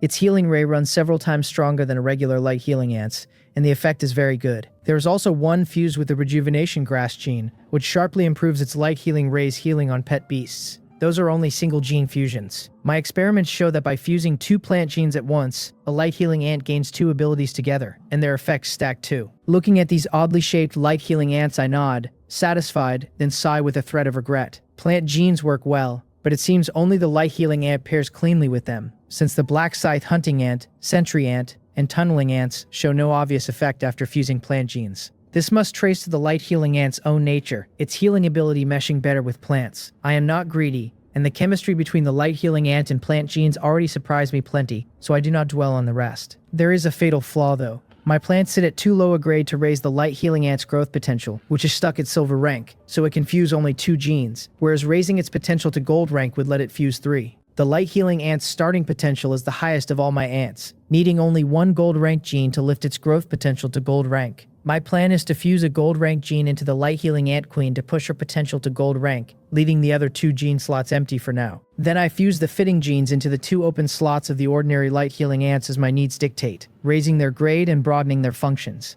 Then I hit another dilemma. My current gold rank genes are mutated Sika deer, mutated wild boar, mutated lion, and mutated raging thunder bear. And by their attributes and past fusion results, the Sika deer gene should serve best. But the fusion on ordinary light healing ants just now showed even the Sika deer gene barely enhancing their abilities beyond nudging the potential to gold rank. Its effect even weaker than black iron rank plant genes. So the light healing ant still favors plant genes.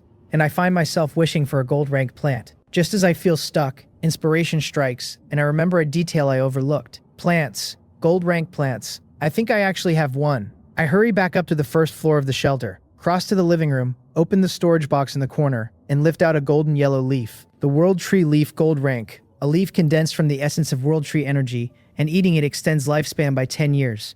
That is right. The World Tree Essence leaf Cheongha gave me as a welcoming gift on her first visit. Back then, the lifespan effect struck me as not very useful, so I buried it at the bottom of the storage box and nearly forgot it. And only now, hunting a suitable gene for the light-healing ant queen, does it come back to me. I hold the golden leaf with a slight smile and tell it I had forgotten about it, and that after lying dormant so long it can finally earn its keep. I carry the World Tree leaf down to underground level 1 where the gene manipulator waits. The World Tree gene looks like a fine choice, but untested so its exact effect is unknown. And it is better to try it on an ordinary light healing ant first, since a leaf this large should yield quite a few gene fragments. I set it on the operating table and start the extraction. 3 minutes later, the gene is extracted, but I feel no joy, my brows knitting tight, because in the transparent glass bottle sits only one tiny fragment shimmering with faint golden light. That is right, a palm-sized World Tree leaf yielded a single gene fragment, which wrecks my plan. Other plants would give at least 8 or 10 from a leaf this size, so the World Tree gene must be very precious and cannot be measured by ordinary standards. I frown, torn. I could fuse the World Tree gene into an ordinary light-healing ant, then use the manipulator to strip it and refuse it into the queen. But last night's test showed gene removal carries a certain mortality rate. And if the ant died during removal, not only would the ant be lost, but the gene with it. So until I find a reliable removal method, I dare not attempt it lightly. Even for Cheongha, this World Tree leaf cannot be something she pulls out casually. Forget it, animal genes generally amplify light healing ants only mediocrely anyway, so the World Tree gene should not be worse. Decision made, I hesitate no longer and fuse the World Tree gene straight into the light healing ant queen. After a run of operations, the queen, now fused with the World Tree gene, appears before me. Where she was once plump and white, she now carries a pair of translucent green delicate wings, her body threaded with emerald patterns, looking less like an ant than a cicada. I read her information at once. Light healing ant queen, silver rank, breeding type, potential gold rank, and able to rise with the potential of the mother tree, abilities rapid proliferation, yield expansion, and rapid development. Fused genes the World Tree gene with 2 gene fusions still available.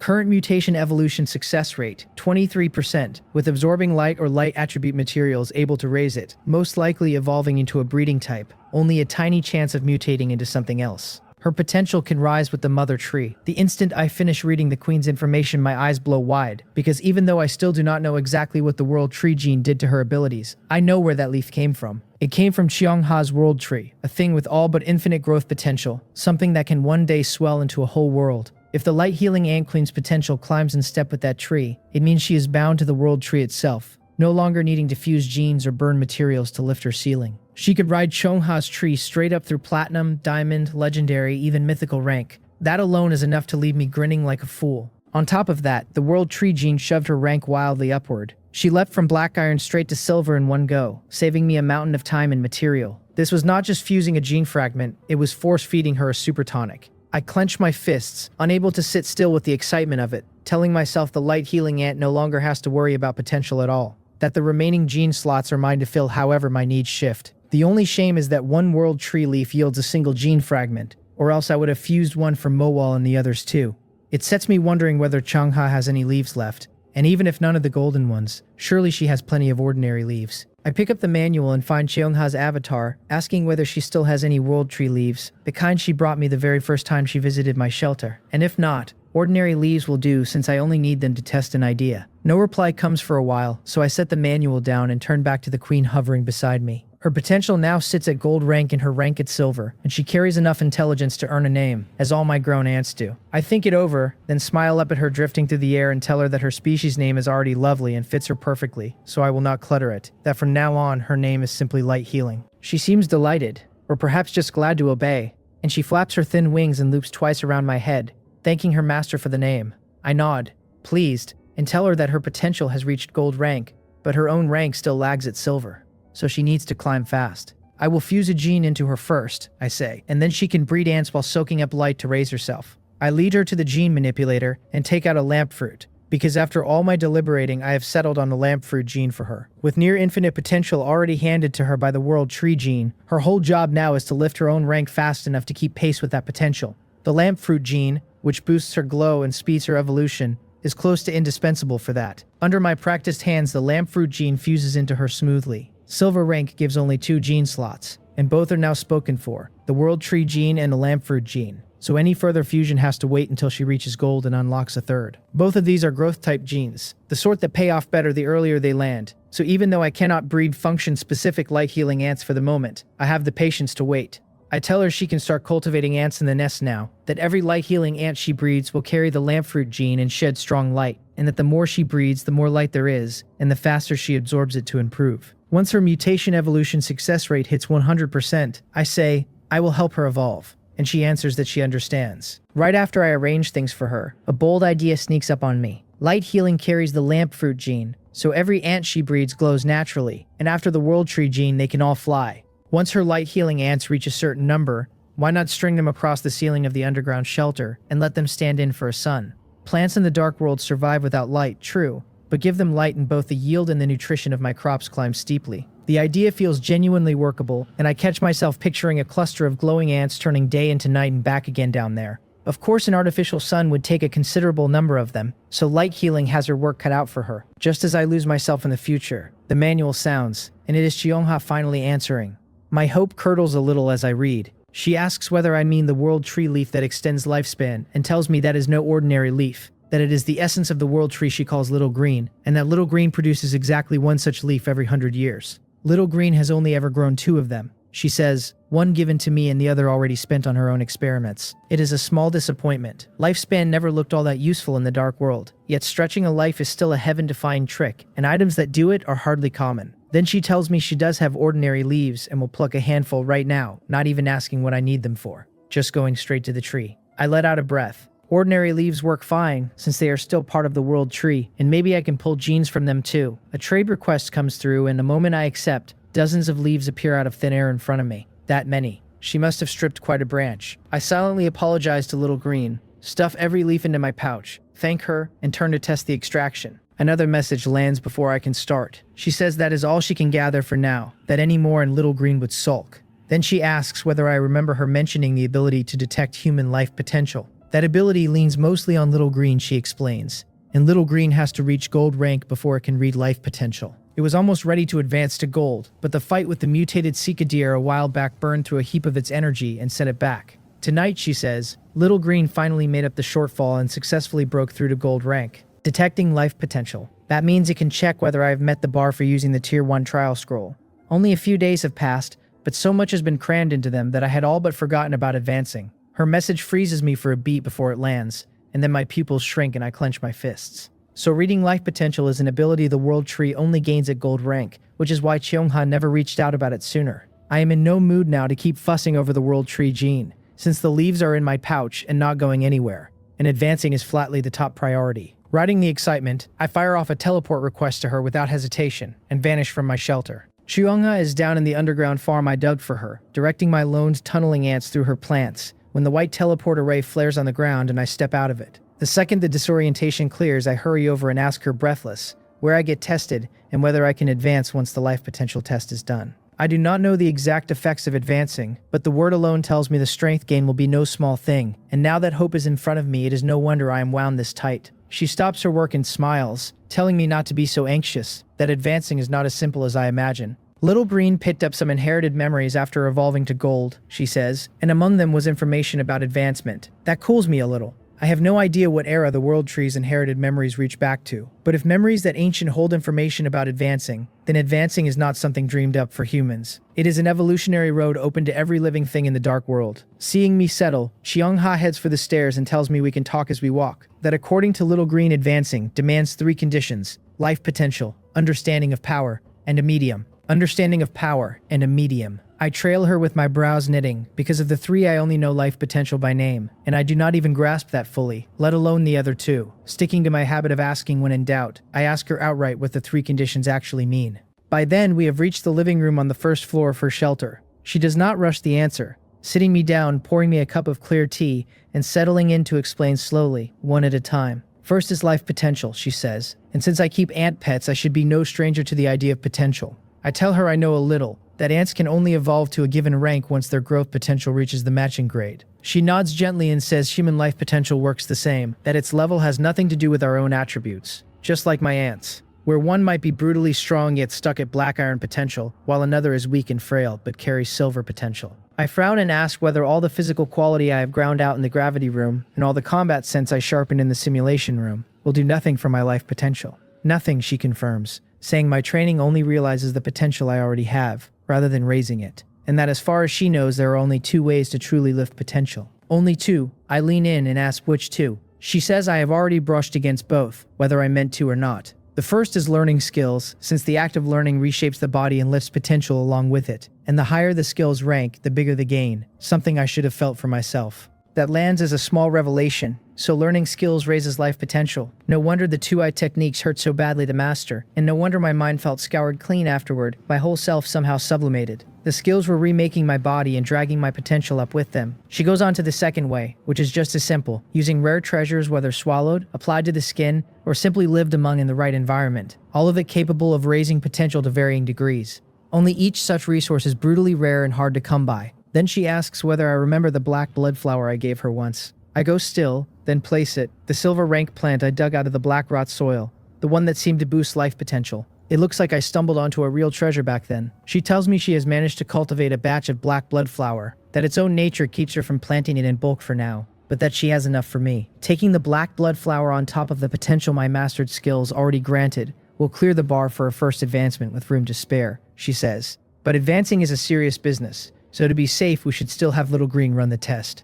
It is always right to trust the expert. I feel a not ease, sip the clear tea, and my whole mouth turns clean and cool. I tell her I understand life potential now and ask about the other two. She refills my cup and says the medium, for us humans, is easy, that it is the Tier 1 trial scroll in my hand. Other creatures need tools matched to their own nature to advance, which is harder to pin down, and human advancement is comparatively vague while a creature's road is crystal clear. She asks whether I remember the ranks of creatures, and I recite them. 8 null, black iron, bronze, silver, gold, platinum, diamond, mythical, and legendary. She nods and explains that although there are 8, everything before gold is really an unranked existence, that the gaps there look like rank differences but carry no true qualitative change. Above gold, though, climbing a single rank demands completing an advancement first, and between each rank the level of power and the understanding of power shift in earth-shaking ways. Humans have no clean ranks, she says, but it runs much the same, so I can borrow the creature scale, and advancing to Tier 1 puts me roughly at the strength between gold and platinum for other creatures. By her account, each tier sits like a link between 2 ranks. Gold to Tier 1, platinum to Tier 2, diamond to Tier 3, mythical to Tier 4, and legendary is where it ends. I look up and ask whether that means creatures peak after Tier 4, and whether humans likewise get only 4 advancements, and while I am at it,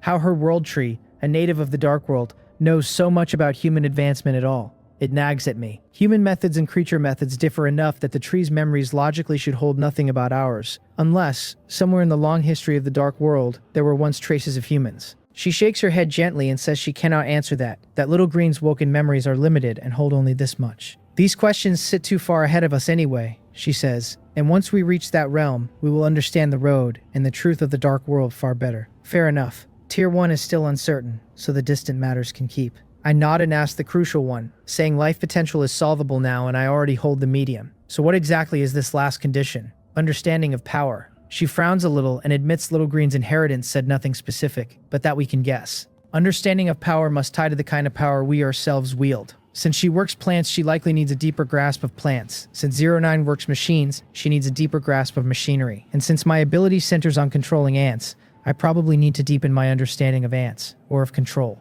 That knots my brow. Chiunga and 09 have it easy. Their direction's plain, but mine is genuinely murky. If it means understanding ants, does that mean their habits, their body structure, and so on? And if it means understanding control, there is not even a concrete thing to sink my teeth into, which is more abstract and slippery than the ants themselves. Seeing me stew, she tells me not to fret too much, that although Little Green never named the exact shape of understanding of power, it did say the medium itself helps a person find their own path. And at low tiers, the danger of advancing is not high, so once my life potential clears the bar and I am ready, I can simply use the trial scroll and make the attempt. That steadies me, and I let out a breath and tell her that in that case I will check my exact life potential first. She smiles, nods, and leads me straight out of the shelter. Her shelter is built on the main trunk of the world tree, and the tree wards a certain radius against the black fog, so a short trip outside at night carries no danger. I follow her along the trunk until we stop at its side, where she points to the bark and turns to me. She tells me to lay my hand on Little Green's trunk and wait quietly a moment, and the detection will finish, and not to be nervous or thrash around, because Little Green will not harm me. Just to touch on the trunk,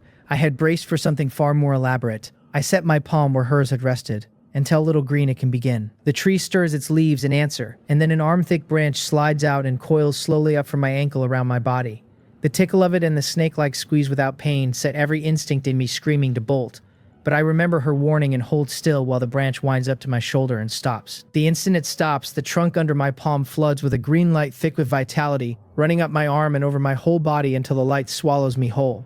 I feel like I am swimming in a green ocean, the exhaustion of days of brutal training simply gone. My body suddenly lighter. The whole thing runs 5 minutes. The green fades, the branch unwinds and withdraws, and the detection is done. I open my eyes slowly, still savoring it, and ask whether that is all, and whether this recovery effect can be used again and again. Because if it can, why would anyone bother with red heart fruit when this is 10 or 100 times stronger? She gives me a flat, speechless look and says the test drains a great deal of energy, that Little Green can only use it once a day, and any more would harm the tree's origin, and that she will just send me the data directly. I deflate a touch, since of course an ability this potent cannot be cheaply spammed, but the data pulls my attention at once, and I open it fast. My life potential reads tier 0 at 91%, split as ability plus 80%, and base plus 11%. A handful of numbers but rich underneath.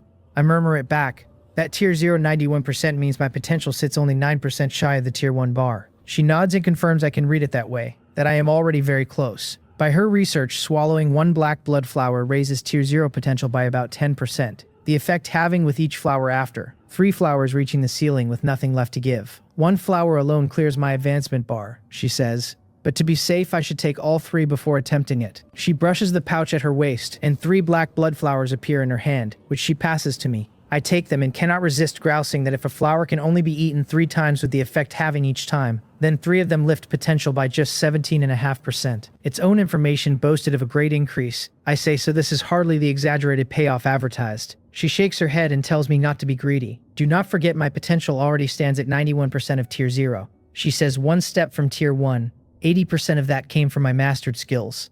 My inherent base only 11%, meaning that without any skills my potential would be a bare 11% of tier 0. So the 17.5% from 3 flowers is more than double my base value, which is a fine effect indeed. Put against my own thin potential, the flowers effect really is good, and I have no ground to complain. I nod and say a little helplessly that my potential is just too low, that without so many skills padding it by a full 80%, who knows how long reaching tier 1 would take. She tells me not to be discouraged, that tier 1 matches a rank above gold and is never meant to come easy. The potential she detected in herself is not far off mine at all, she says. So it is not that I am low, it is just how human-based potential runs. Is that truly how humans are built? Poor foundations maybe, but our learning and adaptability leave every other creature in the dust. Potential will never be the thing that caps human progress. Settled on that, I recover my spirit and ask whether I can attempt the advancement once I have eaten the 3 flowers. Theoretically, yes, she says. But since nobody has advanced yet, there is no reference, so my attempt still carries some risk. She suggests I wait, let someone else succeed first, pull some information out of Baekhyun, and try after, since it is still the cold current period, and holding off costs me nothing urgent. I shake my head. She just told me low-tier advancement is not that risky, and if I cannot swallow even the small risk, forever looking before I leap, how am I meant to face the far bigger crises coming? Let me be the first to try. Her words of warning die on her lips at the set of my face, and she only tells me to take care. I say goodbye and teleport straight home. Back in my shelter, I sit in the first floor living room with the 3 black blood flowers on the table before me. Each has 5 petals the color of blood settled for days, a dark near black threaded with red, genuinely eerie to look at. In front of Chomhai, I played the martyr who would not regret it if he died 99 times over, but a thread of dread toward the unknown still coils in my chest. Still, the decision is made, so I will carry it out, and let the regret, if any, come later. I draw a deep breath, stop stalling, scoop up all 3 flowers, drop them in my mouth, and chew. They do not just look like blood, they taste of it, a thick copper reek that explodes across my tongue, a nauseating sweetness surging up into my skull, and I nearly spit them out on reflex. But I know how precious they are, so I hold my breath, force the sweet bloody mass down in a few frantic bites, then tear into a red heart fruit to finally beat back the taste. I gasp for air, still rattled, muttering that it is disgusting, that if I had thrown up all my effort would have gone to waste, and I wonder how long the flower takes to kick in. I rub my stomach, unsure whether anything has changed. Then a ball of fire ignites in my gut and races through my whole body, an itching, uncomfortable heat crawling under my skin. Far from afraid, I am almost glad of it. The flower is taking hold. How could a rise in life potential ever be calm and comfortable? When I learned my skills, it was agony too, and the agony was exactly what lifted my potential. The flower's discomfort is nothing beside the two-eye techniques. It lasts about 5 minutes, and then my whole body lightens and I shiver head to toe, as if every meridian in me has been rinsed clear. This has to be the sign of reaching Tier 1 life potential. To be safe, I sit still another half hour, and when nothing more stirs, I finally relax and conclude my potential has indeed reached Tier 1, the change plainly felt. To be precise, I now sit at 108.5% of Tier 0, past its ceiling while my life level itself has not yet crossed into Tier 1. I get up, cross to the corner and lift the slightly worn golden scroll from the storage box, the medium for advancement, the Tier 1 trial scroll. I do not use it right away. My right eye flashes gold, and I read it through the eye of delusion breaking, which lays it far barer than the first time I saw it. The scroll says a survivor can activate a trial after use, and raise their life level upon completing it. Then it adds a cold note that if the trial fails, the scroll vanishes and the survivor loses 50% of their Tier 0 life potential, and that anyone with insufficient potential will explode and die. My pupils tightened. The cost of failure is steep, not just the scroll but a full half of my potential, and I know from raw experience how brutally hard potential is to raise. Losing half would drag me almost back to the start, and heaven knows how many treasures it would take to claw it up again, and those short on potential simply detonate. Strangely, seeing the failure spelled out so plainly calms me rather than scaring me, because people fear the unknown most, and my potential far exceeds 50%, so even if failure leaves my life intact. I breathe deep, tell myself I hope to pass on the first try, and pick up the scroll. It asks whether I wish to activate the Tier 1 trial. I confirm it. Then it asks me to select my core ability.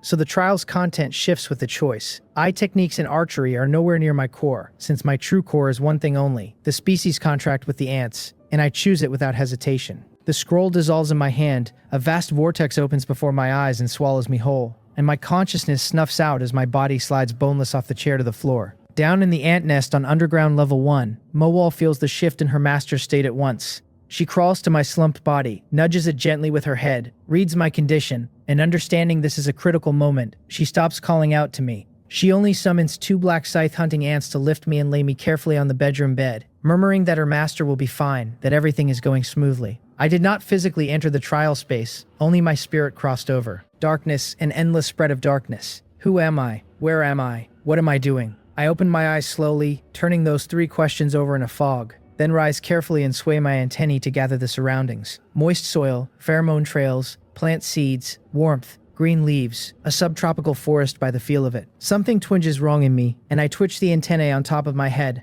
asking why I have antennae, whether these are not the organs of an ant, whether it means I am an ant. Then the certainty settles. I should be out hunting food, because the queen has just bred a great many young and they need feeding. I understand my identity and my task, so I work my 6 legs and follow the pheromone toward the food I found. At first the 6 legs move stiffly, but as I extend and fold them the motion smooths out, and I crawl through the tangled forest terrain at a speed remarkable for my size. Soon I reach a flower seed. Tiny, yet against my little body it looms like a giant, and a flicker of doubt rises, wondering whether I can even shift a thing dozens of times my weight. Then it strikes me as absurd, since I am an ant and hauling dozens of times my own weight is only natural, so why am I doubting myself?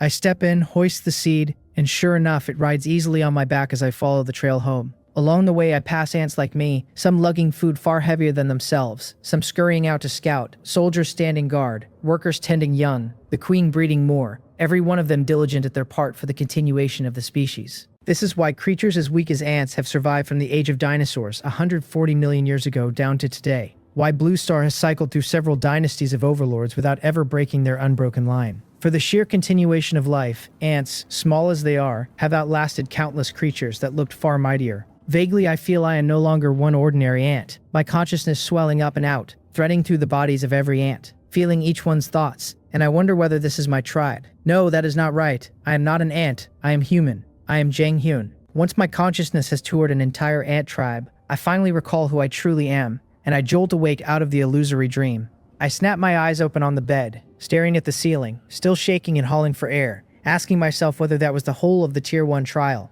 whether it was really that harrowing, that real. It might look like I just dreamed the life of an ant, but anyone who has had a nightmare knows that panic. The dream was so real it left me feeling severed from reality, as if I had truly become an ant and, had I not caught myself, would have lived on as one forever. I did not expect even a Tier 1 trial to be this perilous, and I cannot help wondering what the higher tier trials will throw at me. At least I passed. I shake it off and stop overthinking, my head still swimming, not even registering how I got from the living room to the bed, and I roll over to climb out. The instant I move even slightly, a soreness sweeps over me so total it is as if I spent 3 days and nights hauling cement on a construction site. My whole body weak and unable to summon any strength. I just had a dream and ran a trial inside it, so logically at most my spirit should be depleted. So why is my body wrecked too? I did nothing in the dream. Then it hits me, and my pupils shrink as I remember the strange moment in there, when I turned into an ant and lifted a flower seed dozens of times my weight with ease. Could it be that something done in a dream can reach back and mark my real body?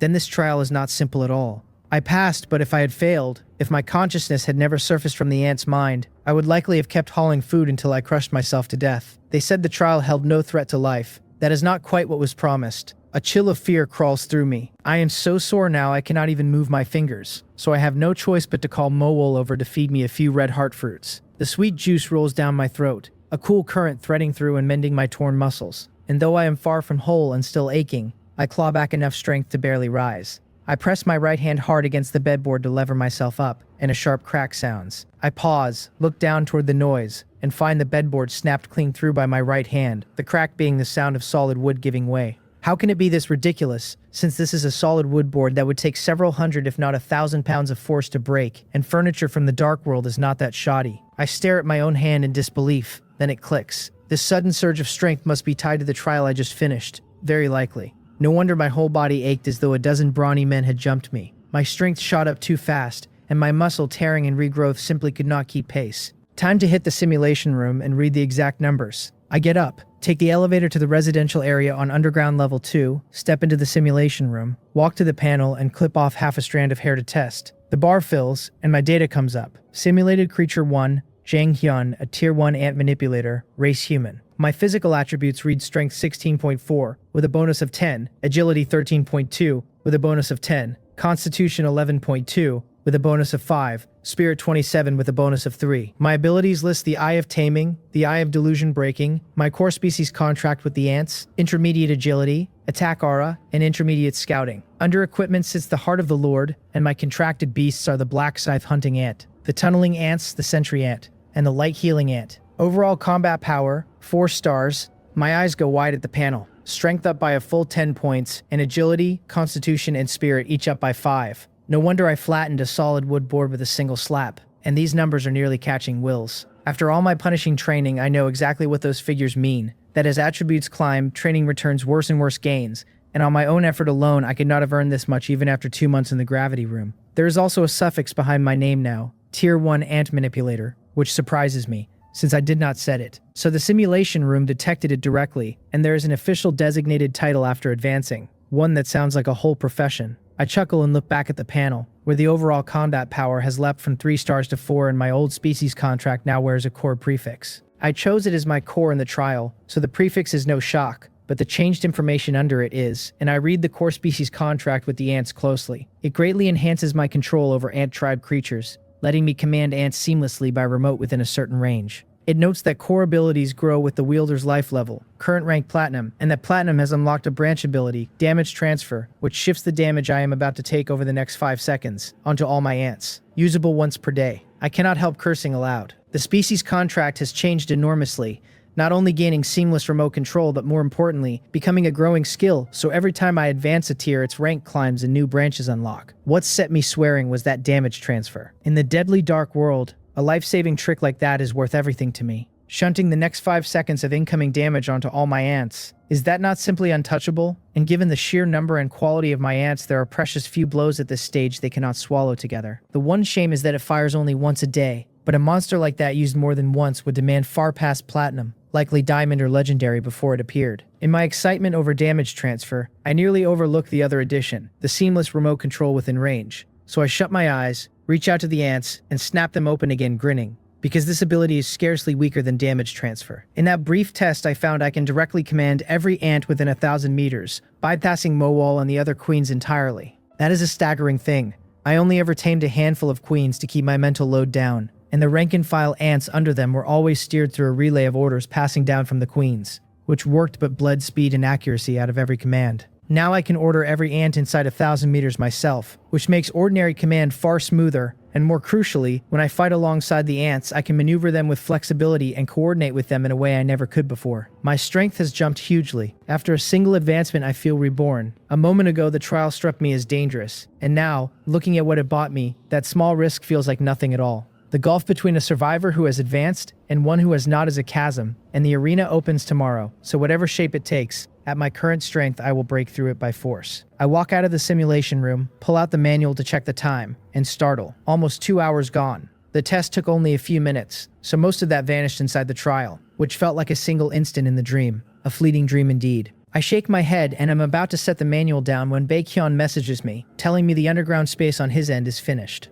Already. Well, that much time has passed. I have to teleport to his shelter to fetch Rock Spirit and the crew back, and once home I lay out my vision for the 4th underground level, the vassal living area, and set Rock Spirit to start with the dormitory zone. It says it understands, takes my design plan, and leads its construction team burrowing swiftly underground. I head for the gene manipulator on underground level 1 to extract the genes from the ordinary world tree leaves Cheong gave me, hoping the extraction takes. I lift a verdant leaf from my satchel and work the manipulator, the knob turning, red lights flickering, and the leaf shattering into fragments across the dish. I am stunned a beat, then pleased, and I sweep the shards into a prepared glass bottle. It really did work. Even a gold rank leaf yielded only a single fragment, and I only tried this out of idle curiosity, so extracting genes here is a genuine surprise. But the fragments before were golden, and these are emerald green, and I do not know how their effects differ. Sticking to the rule that practice is the only test of truth, I call over a black iron rank light healing ant that has fused nothing yet, and give it the green world tree gene.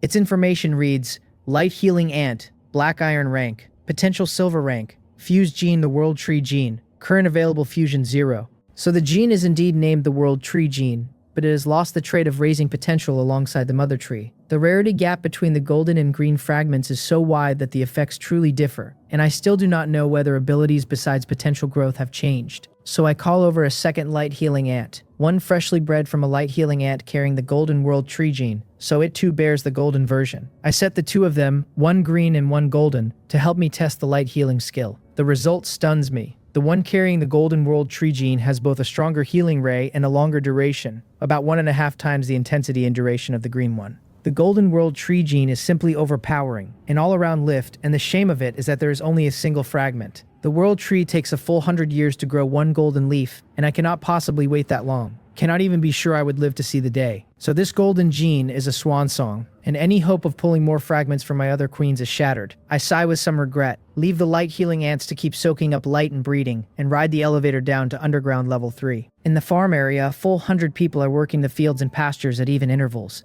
all of it running in good order. Seeing me approach, Tak Mungyeol, who was teaching a survivor the work, hurries over and greets me. I nod and smile, telling him he has done well, that arranging 100 people this fast is impressive. He scratches the back of his head, embarrassed, and admits that on Blue Star he once worked as a middle manager at a large company, so he has some management experience. That surprises me, and I look at him as if seeing him fresh, because a middle manager would command dozens or even hundreds of subordinates. Decisive and efficient, and Tak Mungyeol, honest and plain-faced, looks far more like an overworked laborer who got pushed around than a manager. Reading the doubt on my face, he explains with a wry smile. He tells me he was only a middle manager once, that at 35 he got caught in company faction wars and optimized out the door, then could not land a suitable job for months. With aging parents, young children, and a mortgage, he could not afford to waste time, so he took to delivering food to get by, and it was while delivering that he ended up here. Now I understand. No wonder he carries no leadership air, since life beat it out of him.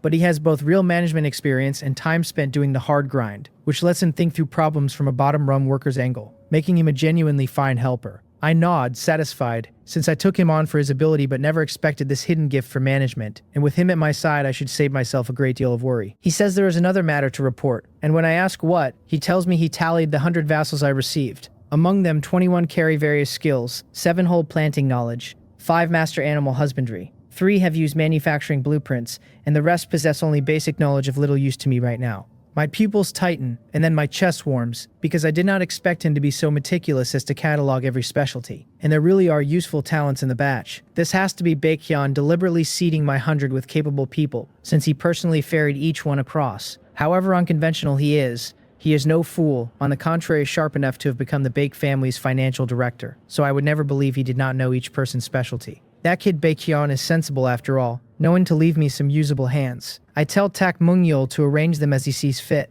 and to draw grain straight from the warehouse for their food, and to call over the 3 who have used manufacturing blueprints so I can meet them. He answers at once and turns to shout for Oh Myung, Wang Shongpeng, and Yang Giran, and soon 2 men and a woman jog over. One of them is familiar, the shy small boy Oh Myung keeping his head down, the very first survivor Baekhyun sent over, and I never guessed he could make tools. Seeing the 3 of them stand there, heads bowed and a little afraid, I tell them gently not to be nervous, and to tell me what manufacturing blueprints they hold. Oh Myung steadies at the soft tone and speaks first, saying his blueprint is for a black iron rank wooden water cup. The other 2 follow his lead, one saying a black iron rank single bed, the other stammering that he can make black iron rank wooden bowls. 3 black iron rank items. I stroke my chin and nod, because although their value is low, they are practical, and manufacturing them for the trade channel could turn a certain margin. But with so many people just arrived, the shelter is short on basic living supplies, and I had meant to buy some off the trade channel, so with these 3 able to make the practical items themselves, I can skip the expense and go self-sufficient. I tell Tak Mungyeol to set the 3 to manufacturing, to make enough for 100 people first and warehouse the surplus, and to improve their treatment to mark a visible difference and lift everyone else's morale. He says he is already prepared for exactly that. I nod and add that once the dormitory area is built, he should move them in, and that in time I plan to gradually expand the functions of Underground Level 4, setting up shops, restaurants, entertainment venues, and a unified currency. These 100 are only temporarily here, I say, but I can use them to test the operating model. Conditions are not ripe yet, and a communal meal system will not hold once numbers grow, so I need the vassals motivated, their talents put to full use, with multiple paths for advancement. I tell him to run it by his own experience, and we will solve problems as they surface. Moved by the trust and the size of what I am handing him, he pounds his chest and swears he will give it his all. I pat his shoulder and turn to leave. I set the idle queens to their tasks through the mutual aid contract as I go. I tell Moal to fully cultivate the black scythe hunting ants, drive them into dormancy, and stockpile troops. I tell Rock Spirit to leave the underground engineering to its subordinates, and go consume the black iron rank red soil warehouse above, to push its mutation evolution success rate to 100%. I tell Swift Shadow to take some subordinates and help Tak Mungyeol while quietly watching the 100 for any unusual moves. All of them answer that they understand. With the ants sorted, I head to the gravity room on Underground Level 2 and start tempering my body again, because I advanced only just now with a huge jump in physical attributes. If I do not drill them into place, I will not wield them fluidly, the bedboard I snapped being proof of unstable control. While I grit through the training, I turn things over inwardly. Since the Dark World forces everyone to attack one another and subdue vassals, it has a purpose, so it is best to subdue as many as I can, since you never know when they will matter, and it pays to plan ahead. Heo Singyol got a head start on the area ranking, but survivors are cautious, so he cannot have recruited too many. The arena opens soon, and with these few days grinding past, plenty of weaker survivors are nearly out of endurance, so once I land a good ranking in the arena, I will seize the moment to recruit a wave of vassals. With ants and vassals all arranged, I only have to raise my own strength, far more relaxed than the frazzled Baekhyun.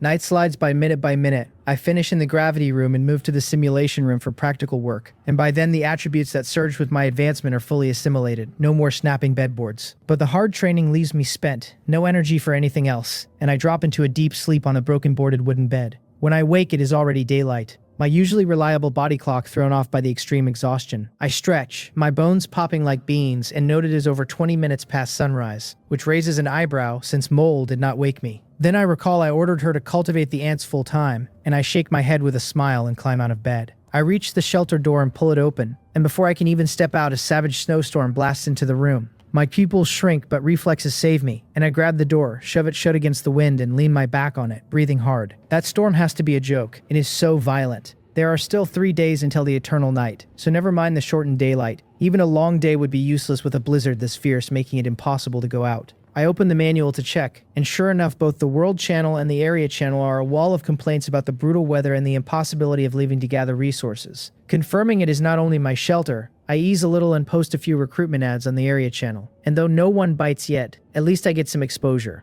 With the storm sealing everyone in, I turn and head downstairs. Last night I handed the 4th level's construction to Tak Mungyeol while I trained to collapse and slept.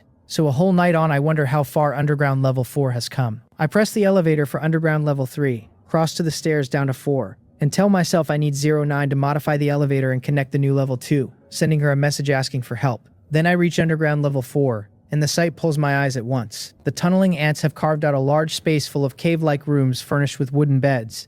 Apparently already livable, but it feels cramped, nothing like the underground city prototype I pictured. That reddens my face a little since I gave the design to the tunneling ants, and they merely copied my idea one-to-one. Tak Mungyeol comes over the moment he sees me, his voice thin, greeting me, and when I look back I find him with dark circles under his eyes, swaying on his feet. Startled, I ask why he is so drained, whether he stayed up all night, and tell him his health matters, that with the ants watching nothing serious will go wrong, so he should go rest. He is touched by the concern, coughs twice, and says quickly that he knows, but that there is an urgent matter to report, after which he will sleep. Then he hands me a piece of bark. Bark, what for? I take it, puzzled, and the next second my pupils shrink, because carved across it are lines and annotations that vaguely form an architectural blueprint. He tells me there is a designer among the survivors, and that this is the blueprint he drew for underground level 4. I study it carefully, but the bark is too rough and the wood grain fights the lines, so I can only just make out that the design is magnificent, the details impossible to read clearly. Still, whatever the building is,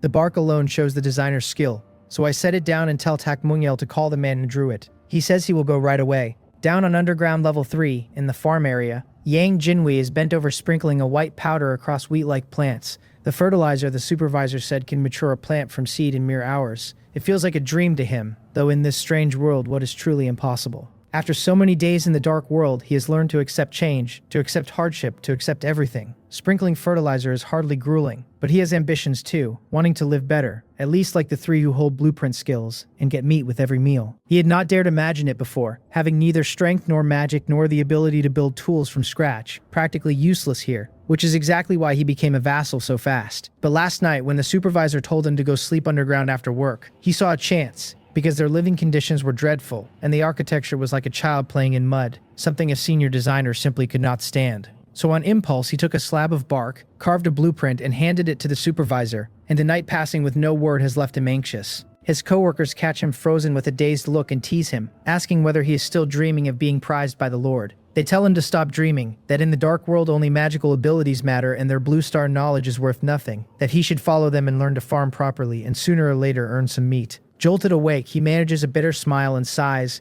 thinking maybe he did overthink it. Then a shout, someone calling his name, telling Yang Jinwei to come quickly, that the Lord wants to see him.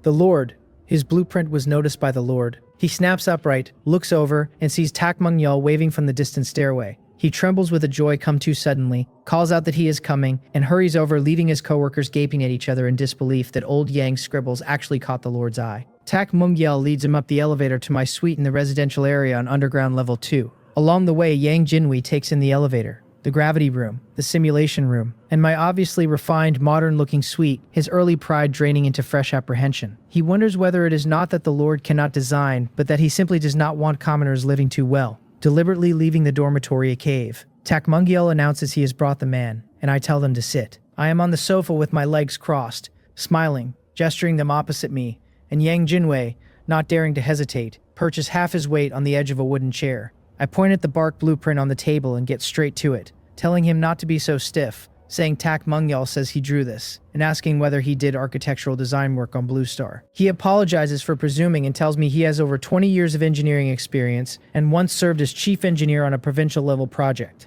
Chief engineer on a provincial level project. I raise an eyebrow and study the thin, scruffy, middle-aged man, and beyond a vague sense of competence, he looks in no way remarkable. Truly, one cannot judge a book by its cover, and I did not expect this many talents among the group Baekhyun gave me. Before I can speak, Tak Mungyeol, sweating, hurries to say it was his dereliction, that he failed to include this man in his tally. I wave him off and tell him he has done very well, that some oversights in so short a time are normal, and to go rest a bit while I talk with Yang Jinwei alone. Hearing me shift to the more intimate address of just his given name, Tak Mungyeol knows I truly do not blame him, and glad of it he answers that he will head back now. Once he leaves, I take a sip of tea brewed from world tree leaves, then look up at Yang Jinwei and lay it out plainly. I need someone with his architectural design talent, I tell him, and as long as he meets my requirements, the compensation will be no issue. He brightens from his unease and answers with excitement that he will dedicate all he has learned. I nod and tell him I will lay out my ideas and he can think them over for me. He should not worry about whether I can build it. I say, just approach it from a professional angle, let his imagination run free, and give me a bold design plan. Then I tell him everything I have in mind for underground level 4, from my first thought of a multifunctional dormitory area to my later notion of an underground city. He is shaken by the scale of the vision, all of us poor, on the edge of starving and freezing and becoming vassals. And yet this young man before him is already preparing to raise a project, this magnificent, a wonder. No wonder he is the lord in Yang Jinwei the vassal, the gulf between the bright moon and a firefly. Knowing this is a test whose answer decides his future treatment and standing, he does not bring up the bark blueprint, but sinks into deep thought, and I do not rush him, sitting on the sofa sipping tea, waiting patiently. The world tree leaf tea really is fine, sweet, and refreshing and clearing to the mind, and after finding that the ordinary leaves extracted genes were not much good, I followed the rule of wasting nothing, and took to brewing them to drink, about 5 cups over roughly 10 minutes. Across from me, Yang Jinwei's furrowed brows finally ease. He draws a deep breath and tells me he has it, a design plan that meets my requirements. A city of fantasy.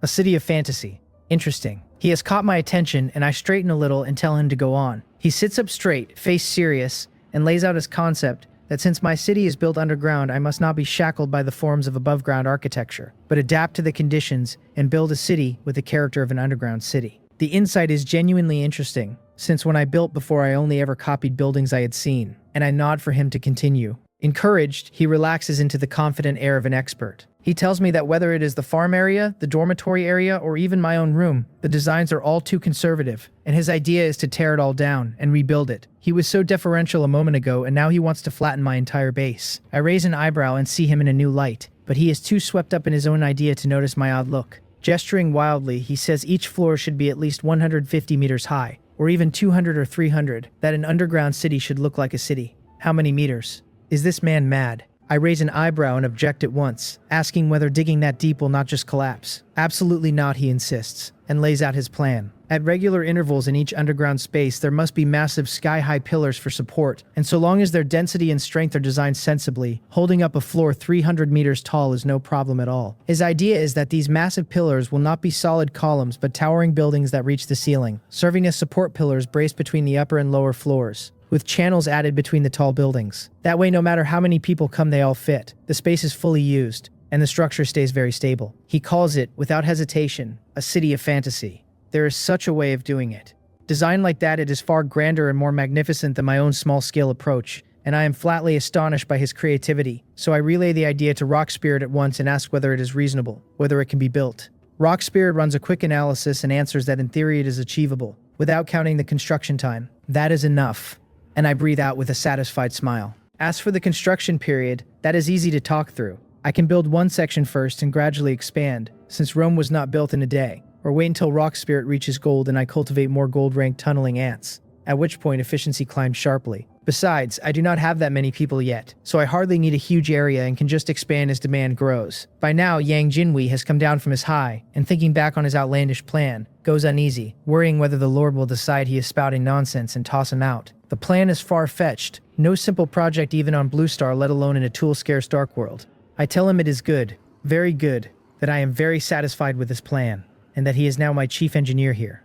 I tell him his treatment will for now match the supervisor's, that I will later arrange a partner for him and he can start work directly. He should not bite off more than he can chew, I say, so we begin with a single underground city layer 150 meters high, build 4 pillar buildings first, and expand slowly later. We start straight from the 4th underground level while the upper levels stay as they are for now, to be renovated later. Chief engineer, treatment matching the supervisor. He is dazed, having never expected his wild idea to actually win my approval, and instead of happy he goes a little panicked. He tells himself he only said it offhand, and now the Lord is really making him do it, that this is not a project a human can accomplish. His face goes mournful and near tears, regretting having bragged about a city of fantasy, because if he cannot deliver, surely I will skin him alive. Then he meets Rock Spirit, the partner I assigned, and despairs further at his partner being an ant. But after a thorough explanation of Rock Spirit's extraordinary abilities, he finally exhales and recovers his confidence, telling me that with my ants helping, the underground city is absolutely no problem. Good, I say. Go on and tell Tak Mungyeol what he needs. After sending young Jinwei off, I sit on the sofa and think a little more. A 150-meter pillar building would run at least 50 floors, and just one would demand an enormous amount of facilities, let alone 4.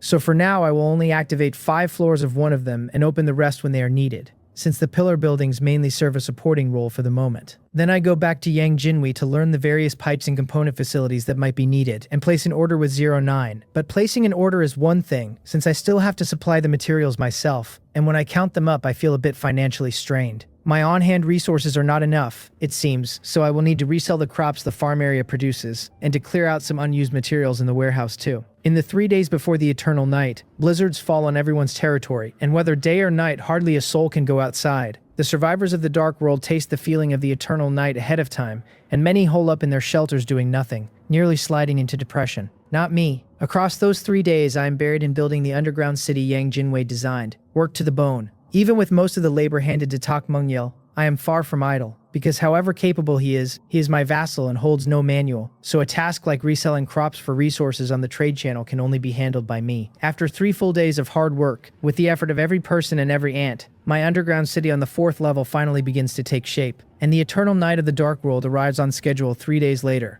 once the last ray of the sun's afterglow burns out. The world announcement declares that the eternal night has descended, and the arena is now open.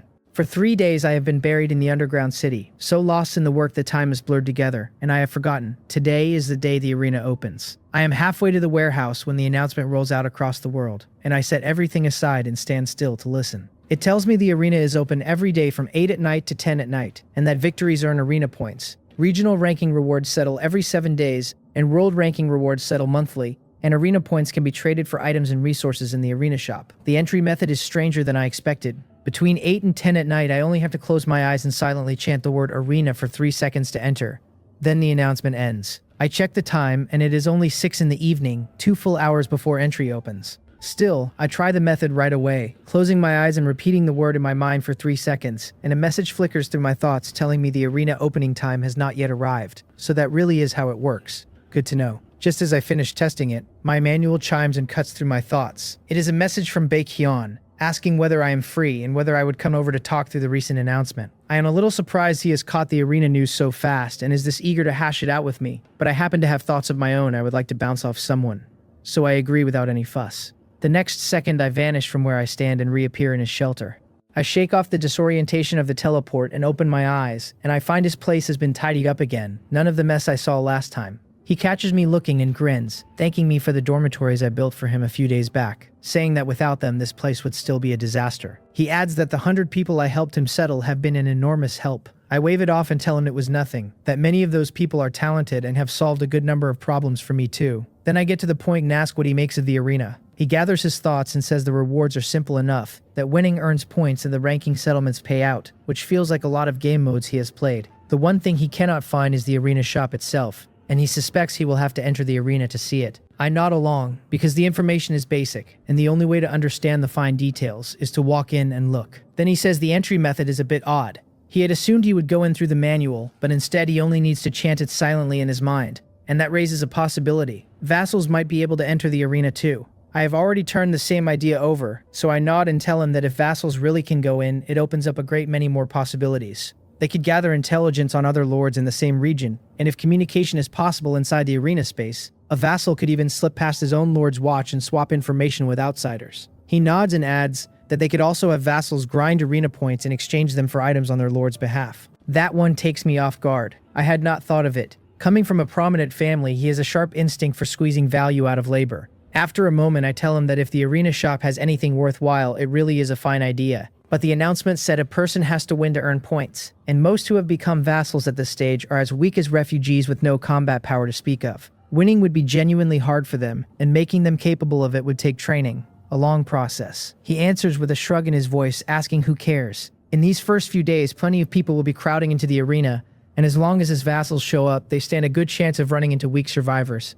So in a scrap of chickens pecking chickens, they can scrape together a few points. I nod. Exactly. Seizing the opening, I will have all the vassals go in tonight and grab as many points as they can. On top of that, most arenas by their game design have a system that raises ranks off win rate and match count. So once the strong players climb, the vassals should end up matched against each other, win a few, and pull in some points. He agrees, saying that if it truly works, the more vassals a person has, the more advantageous it becomes, and the speed of gathering arena points would run many times faster than for an ordinary person. I nod and needle him a little, telling him that with hundreds of people under him, the arena is practically tailor-made for him, and he is going to get rich this time. He tells me not to make fun of him, that it is far from a sure thing, and that now that we have entered the eternal night, more vassals also means more burdens. Then he tells me that as long as his vassals are staying with me, whatever arena points come out of them I should simply keep for myself, and not worry about him. I know him well enough by now not to bother declining, so I nod, take my leave, and tell him I will reach out if anything comes up, since I still have things to handle on my end.